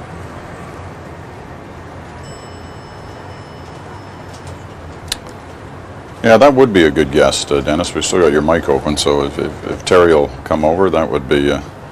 most Canadians know Terry Mosher as simply by one word, Aislinn. He's the cartoonist for the Montreal Gazette, and certainly over the years, for many public figures, he has been someone who has learned to draw a very distinct picture about a particular moment in a politician or other public figures' lives and careers, and make a point, sometimes with jest, and he's certainly a fixture on the Montreal landscape, and maybe if Dennis gets a minute with him, that'd be great. Jason wants to make a point here. Jason? Just looking at the pictures of Montreal and the affinity that Pierre Trudeau had for that city, let's remember when Jean Marchand, Gérard Pelletier, and Trudeau decided to go to Ottawa in the mid-60s, Ottawa wasn't anything near what it is today, and some people would say it was a bit of a backwater in the mid-60s, and those 3 Quebecers would go to Montreal every weekend, get out of town as fast as they could, and it was Jean Marchand who came out with that line, what was the best thing about Ottawa, and he said the train to Montreal. Well, that's where the train to Montreal ends, right there in the station underground. We had, it's the Queen Elizabeth Hotel, isn't it? It's one complex. Jason? Right. Queen Elizabeth, Central Station, Place Right. Bonaventure. One big complex is right. If you're wondering why we don't have any pictures of, on the ground inside the train station, it's another one of these spots where the family has asked for privacy as the remains are taken off the train, placed in a hearse, and we'll be picking up the coverage of that once it leaves that particular area, and that's just not very long from now, moments from now, as it begins its journey over to the Montreal City Hall. Has Dennis had any luck in convincing Terry to come over to his spot yet? Apparently not. Terry's a working journalist too, and it's quite possible that he's working on his story, which is always in the form of a editorial cartoon. So perhaps that's what's got him busy at the moment.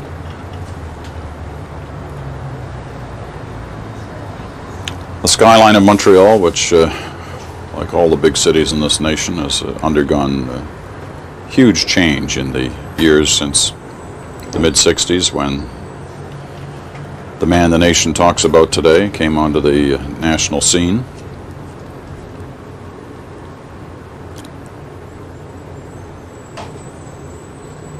The difficulties in Montreal in terms of the business community have been well known over the last 20 years, I guess since the Parti Québécois, we were first elected in the mid-1970s, and there was a flight of capital and business that began then and has gone back and forth like that pendulum that Brian McKenna talked about on the whole sovereignty issue.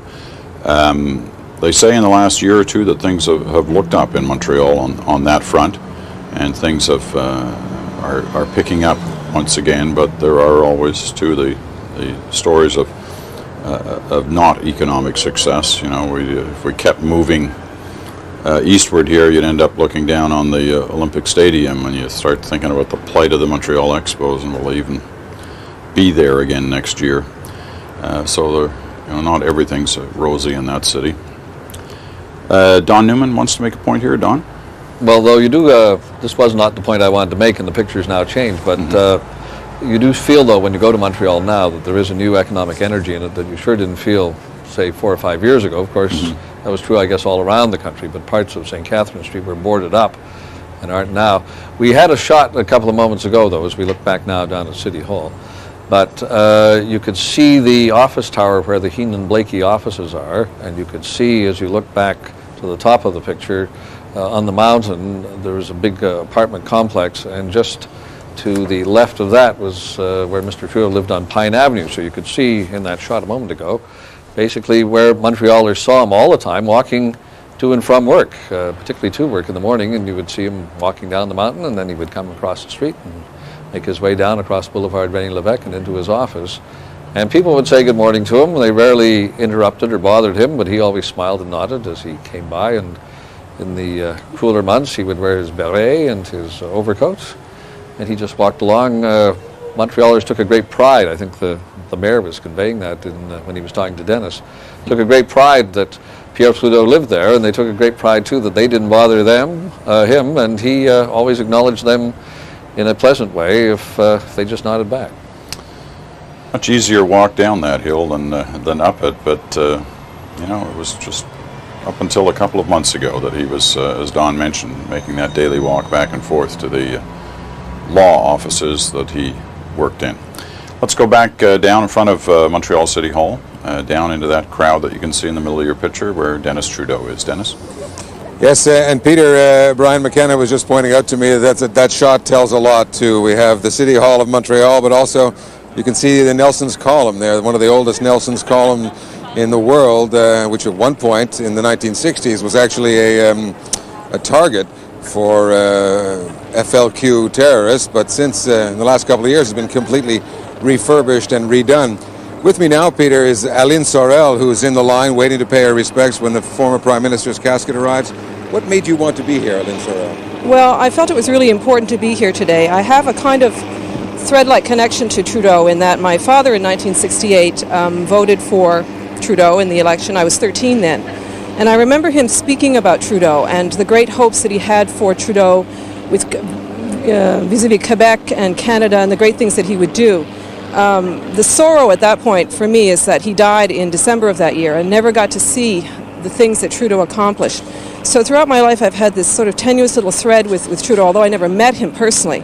So when he died, it was like another severance, another thread or a loss of connection with my father and certainly with that generation.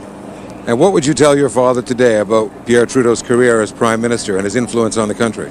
I would have said he was dead on. I would have said he could have been proud of Pierre Trudeau, as many Canadians are. I don't think there's anyone today on the political scene that had the moral courage, the vision to lead this country. It's a great loss. It's a great loss for everyone. And when you, for yourself, are there with your last moments with the Prime Minister, what would you think?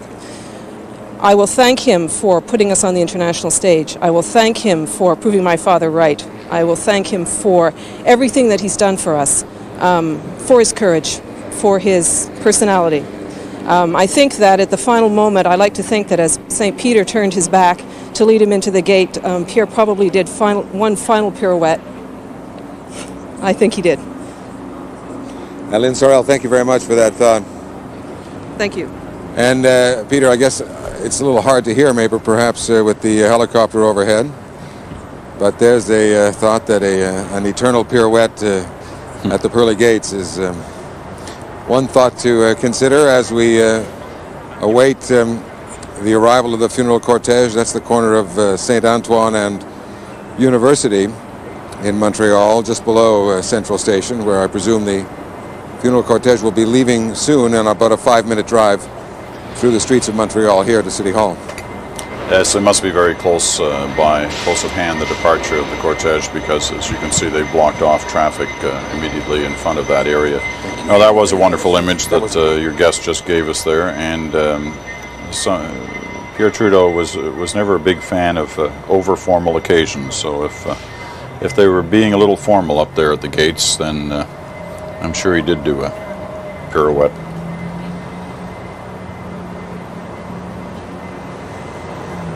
So just to give you the headlines at this hour, if you've just joined or if you've been switching back and forth, the body of Pierre Trudeau has arrived in Montreal. The funeral train, the trip, took a little over 2 hours to get from Ottawa to Montreal.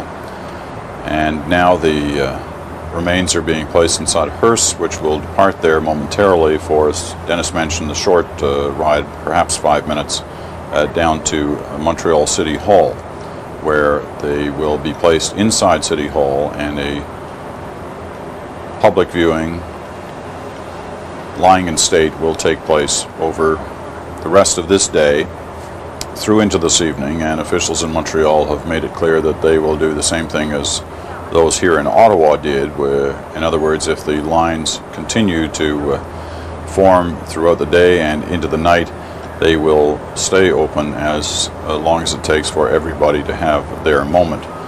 Obviously, at a certain point in the morning, tomorrow morning, things have to proceed along, as the funeral is slated for 11 a.m. Eastern Time at Notre Dame Basilica in Montreal. It will be a very impressive service, of that there is no doubt. Among the speakers tomorrow at the service include Justin, the oldest son. It's still not known officially who will be there in terms of foreign guests, but the rumors are flying around this town, Montreal, and this town where I am today in Ottawa, as to who may be coming from other countries. We do know that Prince Andrew will be representing the Queen It's unclear who will be representing the United States, but the talk is of at least one, if not more than one, former presidents. Carter and Ford have both been mentioned.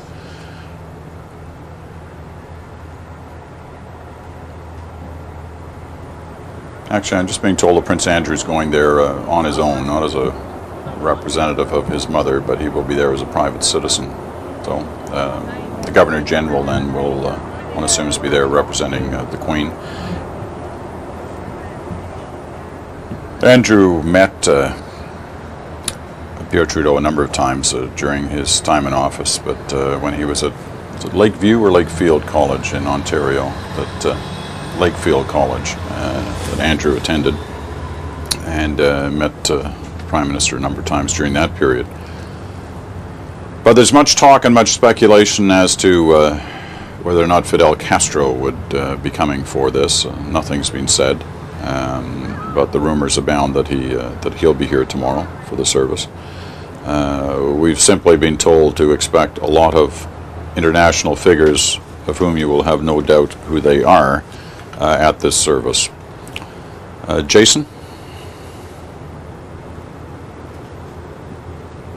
Peter, in regards to Fidel Castro, it's interesting that the relationship wasn't just when Pierre Trudeau was in power, but out of power, Pierre Trudeau made visits to Cuba on holiday, and there was always time to see Fidel Castro, and the friendship continued as a true friendship long after Pierre Trudeau left office.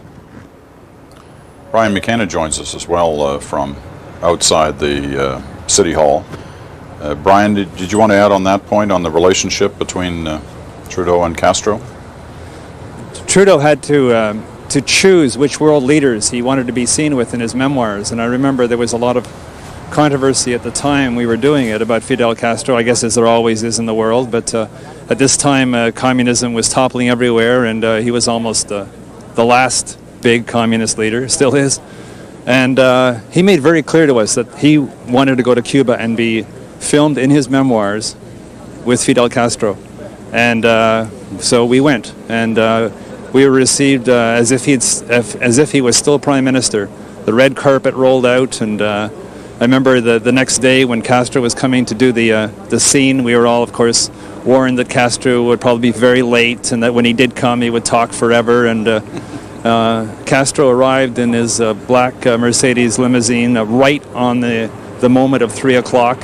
Almost caught us by surprise. Came in and just hugged Trudeau like an old friend.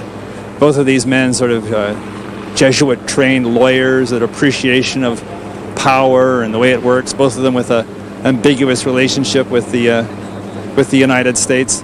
And I sensed a real comradeship. And I must say that after we did the formal interview, a memory that I will take to my grave was a dinner that night with Fidel Castro and Pierre Trudeau, just being totally relaxed with each other. And so I would not be surprised if Fidel Castro intends to come to this funeral. He felt a real connection with Pierre Trudeau and was very grateful for all of the years that Canada maintained that relationship in the face of so much American hostility. You know, maybe he wasn't late for that meeting because he'd met the laser eyes too of being late. You told that wonderful story the other day when you arrived a couple of minutes late for an appointment. That's right. He didn't appreciate that, did he? You know, this funeral, I think, is going to be as much a celebration of Pierre Trudeau's life as mourning for his death. And here is a man who lived life to the full, who loved every moment, who, you know, and in Montreal, one of the things we love to do is eat well, and Pierre Trudeau knew how to eat well. I once asked him what was his greatest meal, and he said, well, you know, it could have been the Versailles summit when Mitterrand flew the greatest chefs in France into Versailles to prepare each course. And he said, I remember a foie gras that was worthy of paradise. And he said it was funny because Ronnie, President Reagan, and Margaret Thatcher didn't like liver, he said, so they didn't eat theirs. So I ate them. So I ate their foie gras, he said that, but that wasn't the greatest meal I ever had. He said once, he says, when I was traveling in, I think, 1949, he said, I was on the Ganges, and I remember Christmas was coming, and he said, each village we stopped in on this riverboat along the way had rice of a poorer quality than the village before. And he said, as Christmas morning was approaching, I was getting very, very hungry. And he said, I remember Christmas morning, I had saved a small jar of caviar that I'd bought in Iran. And he said, as dawn broke on the Ganges River, I had the greatest meal of my life. I ate that caviar one tiny morsel at a time and savored it in a way that I've never been able to savor a meal since. And he could speak about cuisine in that way, but he also, remember in London watching him coming out of a McDonald's waving a milkshake and saying, this is great, Brian. Somehow, it's hard to imagine Pierre Trudeau walking in or out of a McDonald's. Oh, those are great stories. I'm glad he was eating well at Versailles, because I remember covering that summit, and we were down along with the rest of the press in the dungeons of the old palace, and we weren't eating anything like that, I can tell you that. Well, there we are, downtown Montreal on the day Pierre Trudeau comes home for the last time, and the beginning of a 24-hour period that will provoke a lot of emotion. Lying in state first at City Hall, which will begin in a few moments, and then the funeral service tomorrow morning in the Basilica that has seen, as Brian mentioned, a number of major funerals over these past few years. The last one we were in Montreal for was just a few months ago when the rocket passed on. And that was a remarkable scene at the, still call it the Forum, even though it's not anymore. It's the Molson Center, a new building, but they had the lying in state, if you want to call it that, for a hockey player, Rocket Richard, at the Molson Center, and the thousands of people who lined up there well into the night. The lines were not overwhelming during the day that day in Montreal, but suddenly at night, as people were getting off work, they all headed there. Fathers with their young children, telling them the great stories of the rocket's past. And I think we're going to see a lot of the same here in Montreal tonight. Jason? Talking about the old Forum, Peter, you know, Canadians still talk about the great summit series between Canada and the Soviet Union and Paul Henderson's goal in that last game, but I was at the very first game at the Forum, and Pierre Trudeau dropped the puck, and he had just called the 72 election. And I could recall that, to his surprise, and to a lot of people's surprise, he was roundly booed. And of course, the election didn't turn out as well as he had wanted. It was a minority government. And somehow it started that night at the Montreal Forum as he dropped the puck for that first face-off. Always a dangerous game for a politician to go to a sporting event. You never really know what kind of reaction you're going to get. With 16,000 people there. Yeah. Don Newman? Well, I covered that election, the 72 election, and I traveled with the Trudeau plane. And the final game, we were in Ottawa. We weren't on the road, and we were all over on Parliament Hill watching the game in the press lounge. And when Paul Henderson scored his goal, Trudeau came down, and he was excited as anybody else. And he gave us a press conference. We were told we would not be seeing him that day, that he was doing government business, and as Prime Minister, he wasn't going to campaign on that day. He didn't campaign. One of the reasons he may not have done as well as he had hoped in that election, he never campaigned on a Monday. Never campaigned. He said he was doing government business. Some people thought he was just having Mondays off, but anyway, we never saw him on a Monday, except Paul Henderson scored, and we were in Ottawa that day, and boy, he came down and he was as pleased, the reporters were pleased. You know, there's a lot of tension usually on an election campaign between the politician and the reporters, but after Paul Henderson scored, everybody was happy. It was the most pleasant, probably, news scrum he had had, or maybe had after that.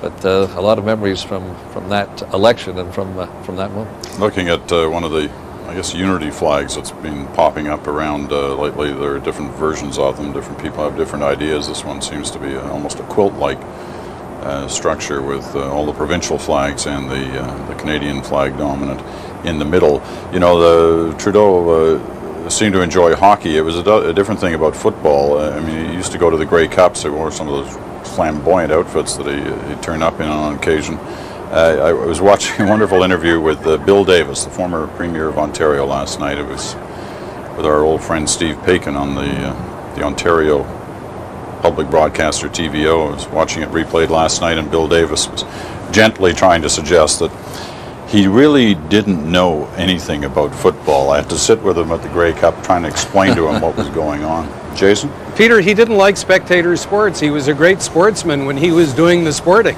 And he found it rather boring to go and watch other people do it. And you're absolutely right, quoting Bill Davis about Grey Cup games. I remember covering a couple in Montreal, and he would get all decked out so people would notice him in unusual way of dressing with, you know, a great hat for the occasion and whatever. But as far as the football game was concerned, he really didn't care for it. I remember one Grey Cup game, they gave him the ceremonial kickoff, and I think there were some concerns around the Prime Minister's circle, given the fact that he really didn't know anything about the game, what was going to happen here, and whether this would be the kind of blunder they wished that wouldn't take place. He launched the ball straight down the field. It was a kickoff worthy of a player. It was, I remember that one. Of course, he was a good ice skater, though, because we can recall the shot from the 1980 election, skating outside Toronto City Hall as he glided his way back into power. That just seemed to be the shot. Pierre Trudeau with the Liberal T-shirt on, with all these Liberals following him, gracefully skating on Nathan Phillips Square. I'm not sure what those final days were like, but I'm sure that if they were in any way able for him to see any of the Olympics, the fact that Canada won medals in trampoline, a new sport, something that he certainly enjoyed. I remember those trampoline pictures from the early campaigns. I can't remember whether it was 68 or 72 or 74. Brian, on this aspect of things? Well, actually, I'm just watching these images of Montreal City Hall, and it sort of brings back one of those startling political moments in our history. Charles de Gaulle coming here in 1967 during Expo and giving that famous Vive le Québec Libre speech from the balcony of City Hall.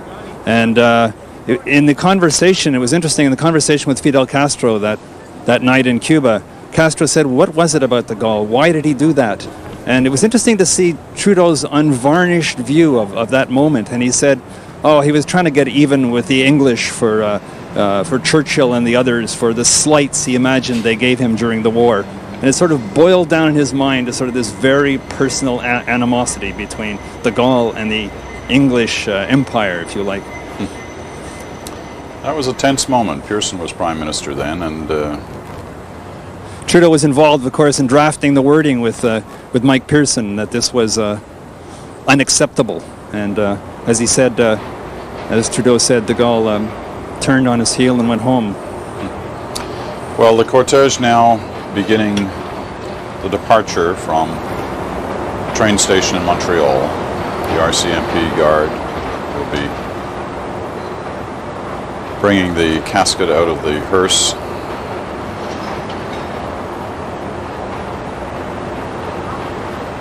The family, I think that was the boys, just went by. It's never certain about these things.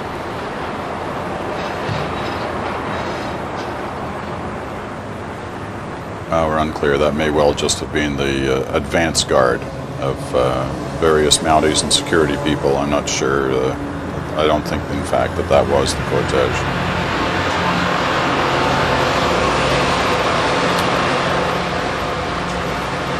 Here we are now as the actual cortege is leaving the train station. The hearse carrying the casket. And again, the applause. Let's listen.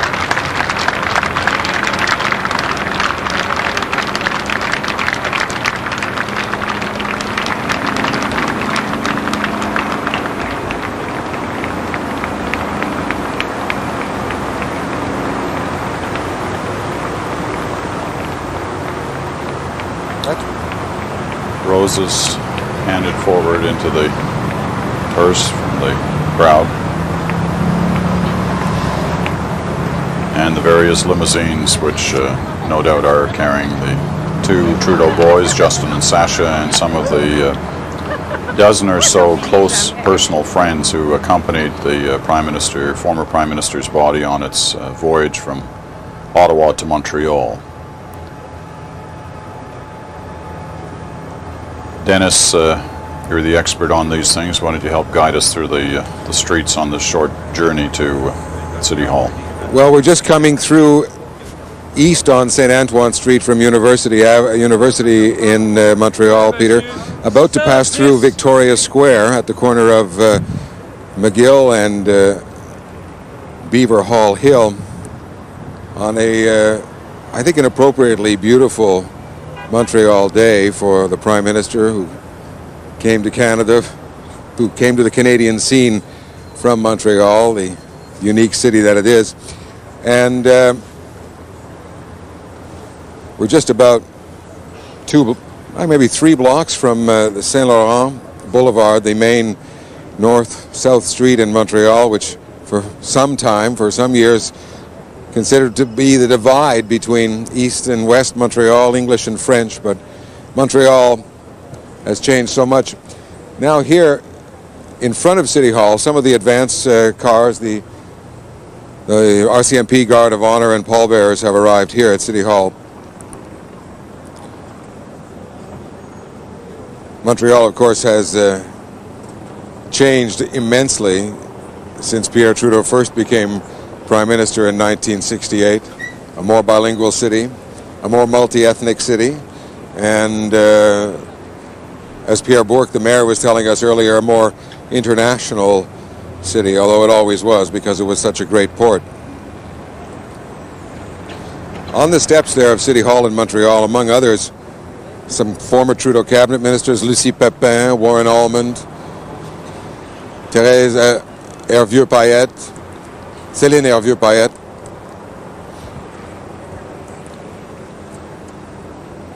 You mentioned Francis Fox, too, I think, was there as well. Yes. And the hearse now is passing by the offices of the Gazette in Montreal, and will soon pass by La Presse, the other big broadsheet daily in Montreal, before it arrives in the area that comprises the courthouse and the old courthouse and the City Hall here near Champ de Mars in Montreal.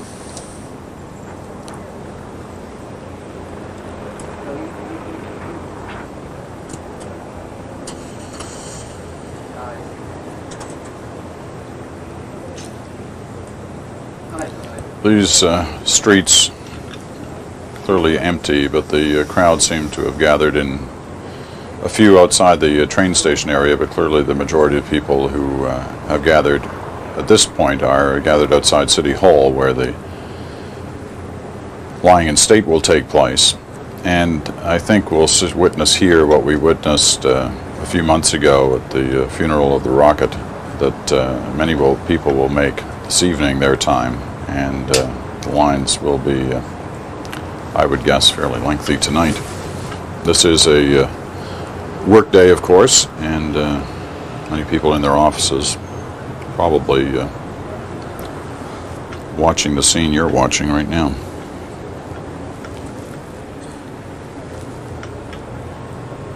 There do appear, Peter, to be a few more people in front of City Hall on both sides and around the corners than earlier on today.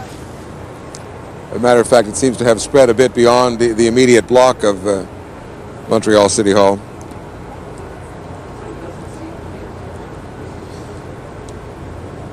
The cortege is now on the south side of, the north side, I should say, of Champ de Mars, which is a park immediately behind City Hall, which includes the remnants of some old fortifications from the 17th century when Montreal was first founded. And that right turn you see will bring us up to Notre Dame, up Gosford Street,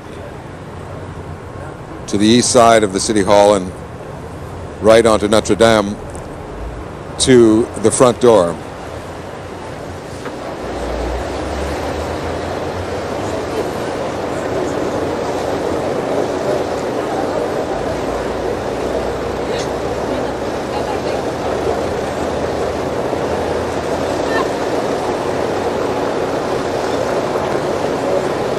The Trudeau sons, Justin and Sasha, accompanied their father's body to Ottawa and then made the trip back today. Some remarkable scenes on the train ride in where the two boys stood by the side of the train as they passed through different communities and waved and in some cases shook hands with the people who'd come to say goodbye to their father. Well, let's watch this moment and listen to it unfold.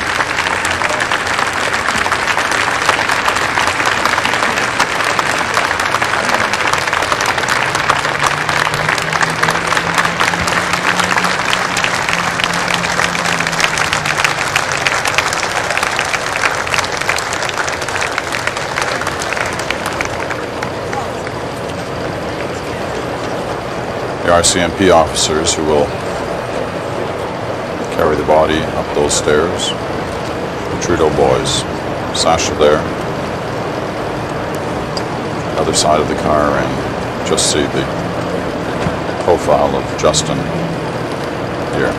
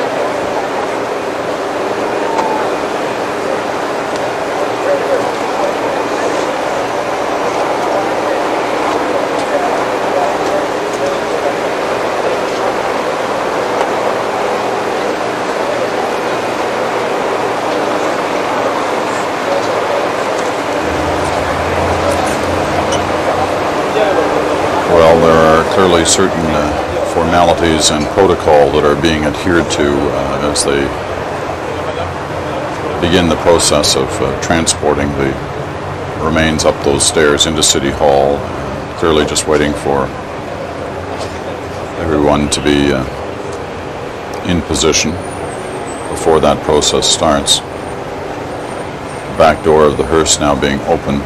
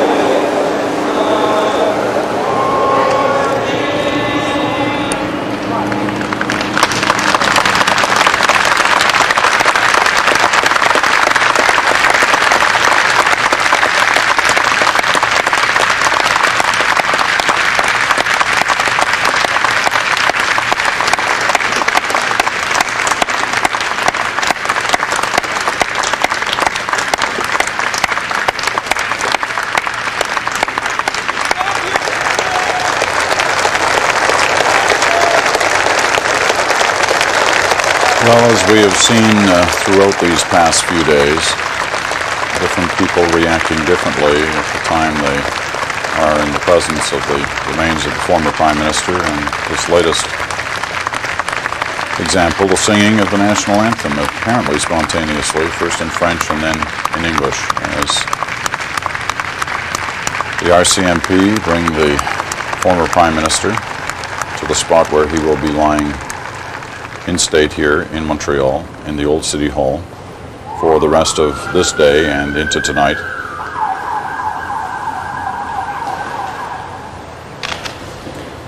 This is the Hall of Honor, Montreal City Hall.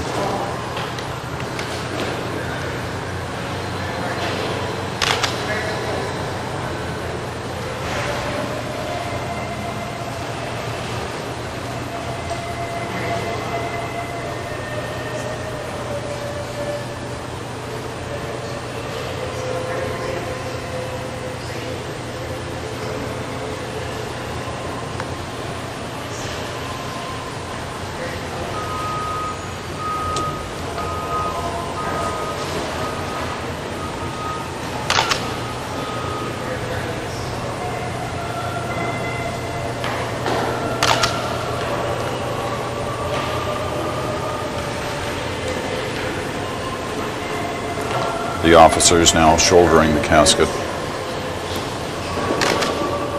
Clearly the stairs outside were far too steep for that.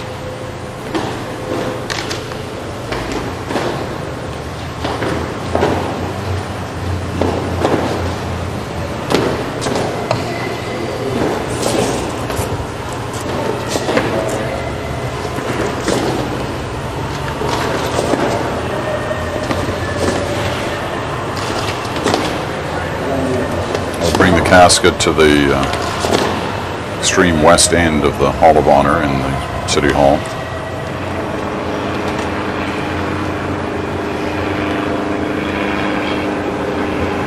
It'll be a short private time for the family and close friends before the pictures resume.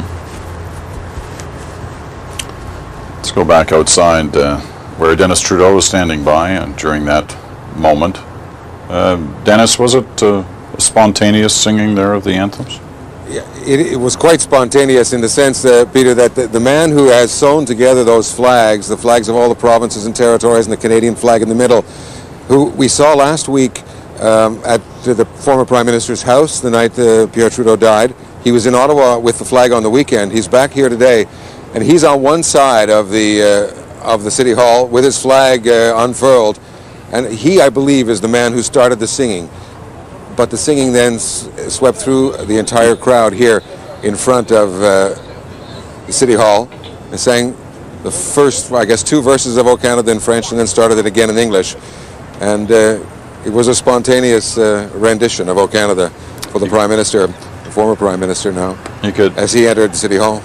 It was interesting hearing it building. You know, you started so low, and then as it built up over the moments in both languages. And there was also, of course, applause for the 2 sons of Mr. Trudeau, who entered the City Hall right behind his casket. And people now, well, are waiting in the line there to get their chance to pay their final respects. As you pointed out, it is going to be the public's day here in Montreal, right up until no more people are in line to go into the Hall of Honor at City Hall to pay their respects and sign the book of condolences.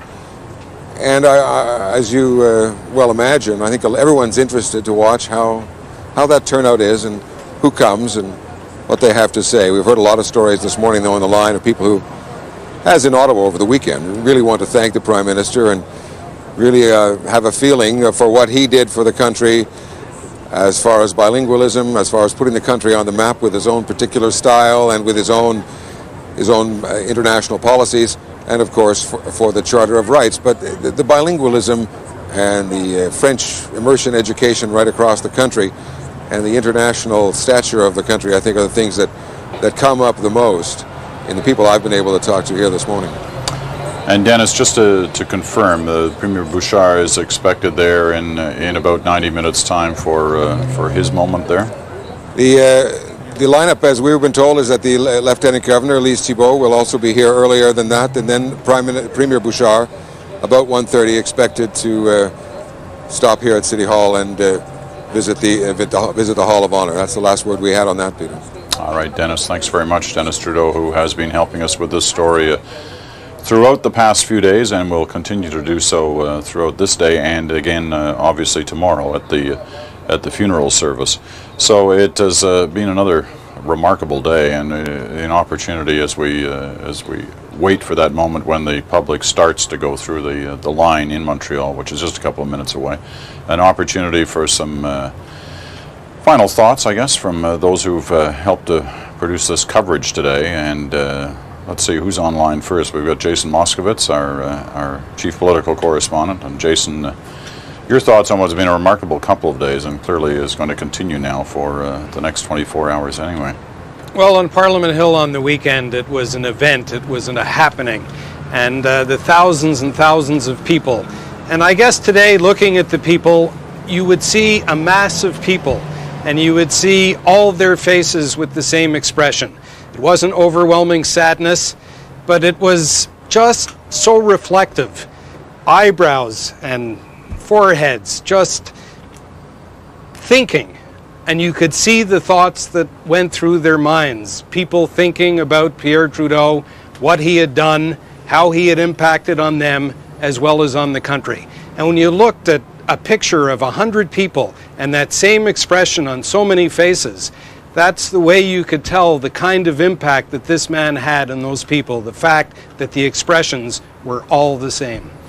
You know, it's the big question all weekend here, is, especially when we started to realize how in Ottawa how huge the lineups were, was to try and place some deeper meaning to it all, to try to understand what is this really saying. And I don't think anybody's really come to grips with that one yet. Obviously there are thousands of different reasons why people came out here over the weekend, but whether it says something in particular about us as people, or the country at large, or the state of leadership that Canadians are faced with at all different levels of government these days, that's I guess that one will be left for a while to try and sort that out. Well, I think that one word that a lot of those people that I just described would use, and I'm obviously thinking for them here, or reading their minds, I think the one word that comes to mind is respect. Respect for the many, many years that Pierre Trudeau served, respect for the efforts that he made on behalf of the country, and respect for the accomplishments that Canadians see. Don Newman, I guess, is with us as well, our senior parliamentary editor. Don, your thoughts on this? Well, in a way, even in death, it's an addition to the Trudeau legend, isn't it? That so many people would come out and stand for so long to see him, that the train trip down would be the way that it was. And it's interesting. I think the people were there, and of course, this is the first cut at thinking about it. He did change Canada, and most of the people who were there appreciated the changes. And I thought, particularly touching here in Ottawa, the number of people whose family had emigrated to Canada, and either they had emigrated themselves or their parents had brought them here, they seemed to have a particular feeling for Mr. Trudeau. They had a sense that he had touched their lives in a particular way. And then as you move into Quebec, the issue of bilingualism and the expansion of the French fact, let's not forget, he talked about French power in Ottawa. The way he saw of keeping the country together was to expand the French presence in the rest of the country, and particularly in the national capital, and he did that. And so the country was changed by both of those facts, plus a lot of ordinary Canadians who were not francophones and were not immigrants, liked the new kind of style he brought to the country, felt that he had raised the profile internationally, and liked the kind of, it's funny because he was quite an extraordinary person, as we all recognize, and yet he seemed to be quite an informal person, quite a sort of ordinary person on another level, quite approachable, and people felt that they knew him in a way that perhaps they hadn't thought they'd known other prime ministers, or hadn't even thought very much about other prime ministers. And I have to admit, and I was struck when Dennis was talking to the woman whose father had voted for Mr. Trudeau, and then she thought maybe with St. Peter he had done a pirouette. as the very somber, when I was out at the train station, the very somber ceremony and the very somber goodbye from official Ottawa to Pierre Trudeau, just as the train was starting to move, I had a sense suddenly just came into my mind that if Trudeau were here, he'd be doing a pirouette. It was just the kind of thing that he would add. He would find the ceremony, of course, touching and important, but he would just add that little difference to it at the end.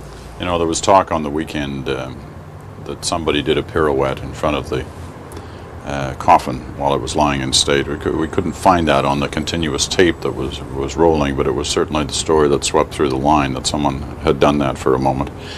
I want to ask both Don and Jason before we leave them.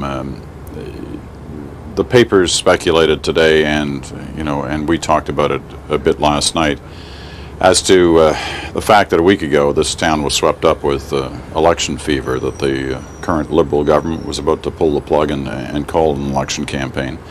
The past few days have been a much different situation around here. Obviously, the period of mourning and grief. One is left wondering, though, what, if any difference this makes to the political agenda, given the kind of situation we've witnessed here. And it's a delicate topic to bring up at this time, but nevertheless, it's a real one in terms of politics in this country. And I wonder if either of you want to share your thoughts on that one. Why don't we start with, well, let's start with Don first.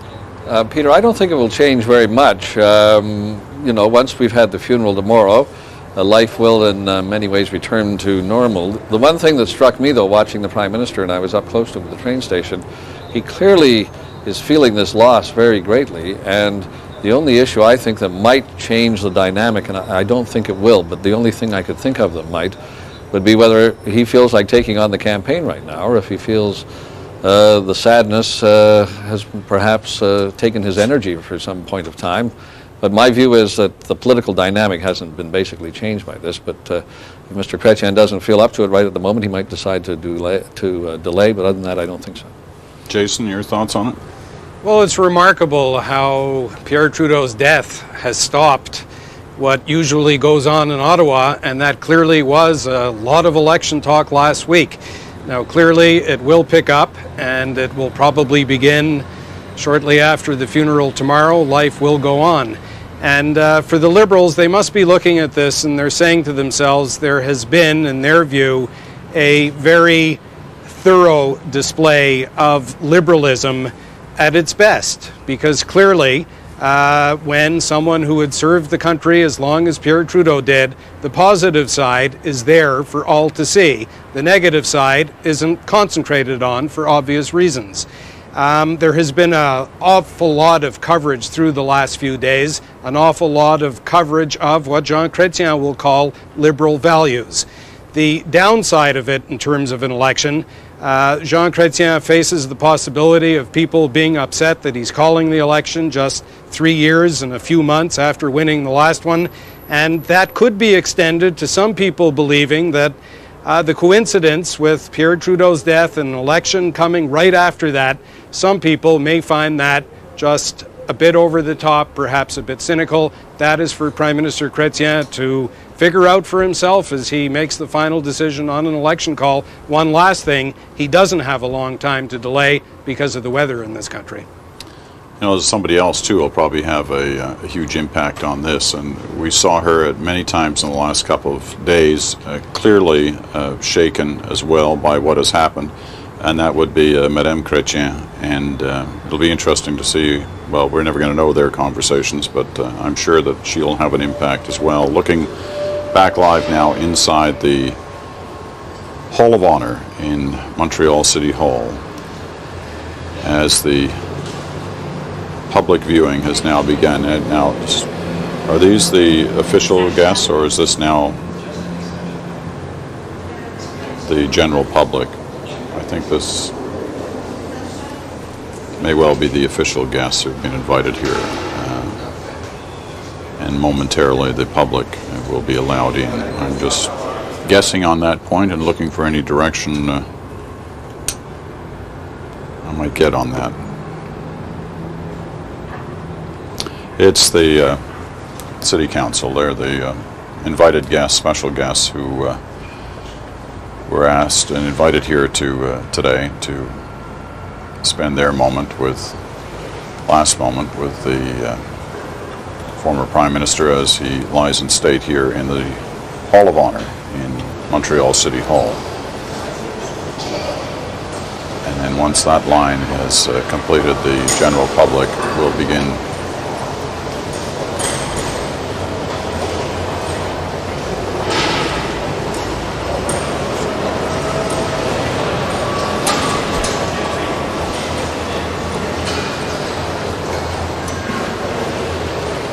Dennis Trudeau is outside City Hall, where the members of the general public have lined up, some for hours since early this morning.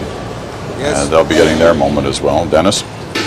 Yes, Peter, some of these people, the people at the head of the line, have been here since just after 7 o'clock, some of them just before 7 o'clock, so that's 5 good hours as the sun rose here, and this turns out to be a rather hot October day in Montreal. But now, as we speak, the dignitaries, the invited guests have finished, and the general public in Montreal are now going up the stairs into the Hall of Honour at City Hall to begin this final public day of Canadian farewells to Pierre Elliott Trudeau in his hometown of Montreal on the eve of a funeral tomorrow just down the street from City Hall on Notre Dame, in Place d'Armes at Notre Dame Basilica. And Peter, I just might add that over the course of the day there'll be more coverage, and tonight on Canada Now at supper hour local time right across the country, we'll have more coverage live from City Hall as Montrealers and others continue to say their goodbyes. That's right. The first edition of Canada Now begins across the CBC network this evening. The blend of both the new national newscast anchored by Ian Hennemansing out of Vancouver, and in different parts of the country the more regional and local element, and in the Quebec area, of course, Dennis Trudeau is the anchor of that broadcast, and we're all looking forward across the country to the start of this new part of the CBC News schedule. And obviously this will be a major part of the story for Canada Now this evening, right across the country, especially so in Quebec, as the final 24 hours of these tributes begin now after the body has been transported from Ottawa to Montreal.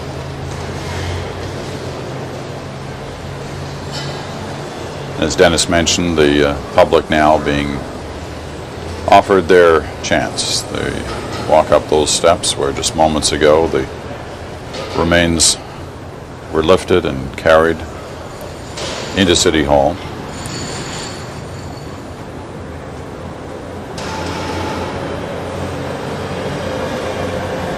There's been no accounting yet that I'm aware of the numbers of books of condolence that were signed here in the nation's capital, but one has to assume that there are hundreds of them. The understanding was that the family would be receiving those. And it was fascinating watching over the weekend what some people were writing in their thoughts, not just signing their names, but their thoughts as well, in a brief line or two about the Prime Minister. Adieu, thanks for the dance, a great Canadian. People trying to come to grips with what could they possibly say in a few words to sum up what he meant to them. I'm assuming the same kind of thing is going on here in Montreal, that once they've had their moment in front of the casket, they move off and have their chance to sign a book of condolences as well.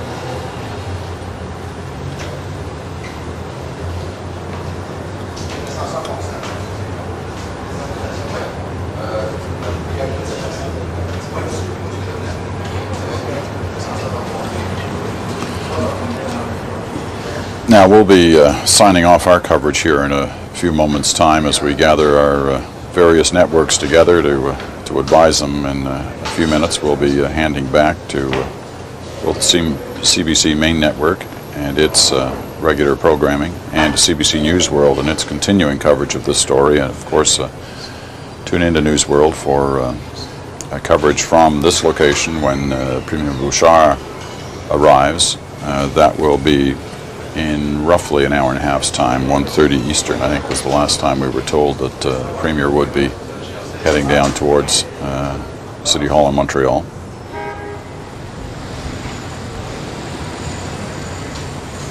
Dennis, if you're there, some final thoughts from you before we move along on our coverage. Well, Peter, when I look at that lineup of people, and I think it reflects a changed Montreal that changed over the course of Pierre Trudeau's public life.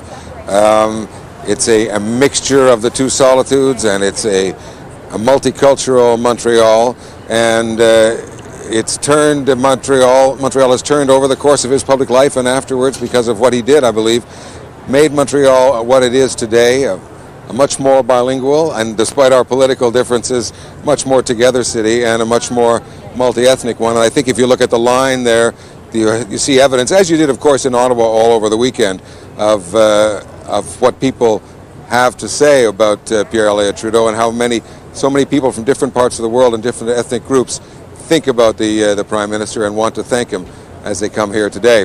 And so it'll be interesting to see how the turnout develops in Montreal after that tremendous outpouring over the weekend on Parliament Hill. Thanks very much, Dennis. Dennis Trudeau reporting to us from just outside Montreal's City Hall, and we'll be seeing more of Dennis throughout this day and, of course, tomorrow as we present live coverage tomorrow morning of the funeral service in Montreal. Just a reminder then, as we prepare to leave the airwaves now, on the CBC main network, regular programming will resume. Please stay tuned this evening in your regions at the supper hour for the debut of our new Supper Hour newscast, Canada Now, a blend of both national and regional and local programming, coverage of the big events of the day, and obviously this is one of them. Then later tonight at 10 o'clock, 10:30 in Newfoundland, we will have a special edition of the National live from Montreal, and coverage, of course, of this story. For all of us who've worked on this program throughout this morning, I'm Peter Mansbridge in Ottawa. Thanks for watching. Goodbye for now.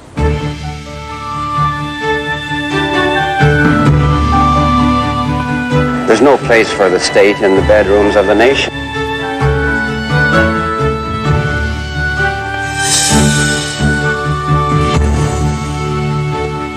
Si mon nom est québécois, mon nom est canadien aussi. Tu fais ça, mon nom.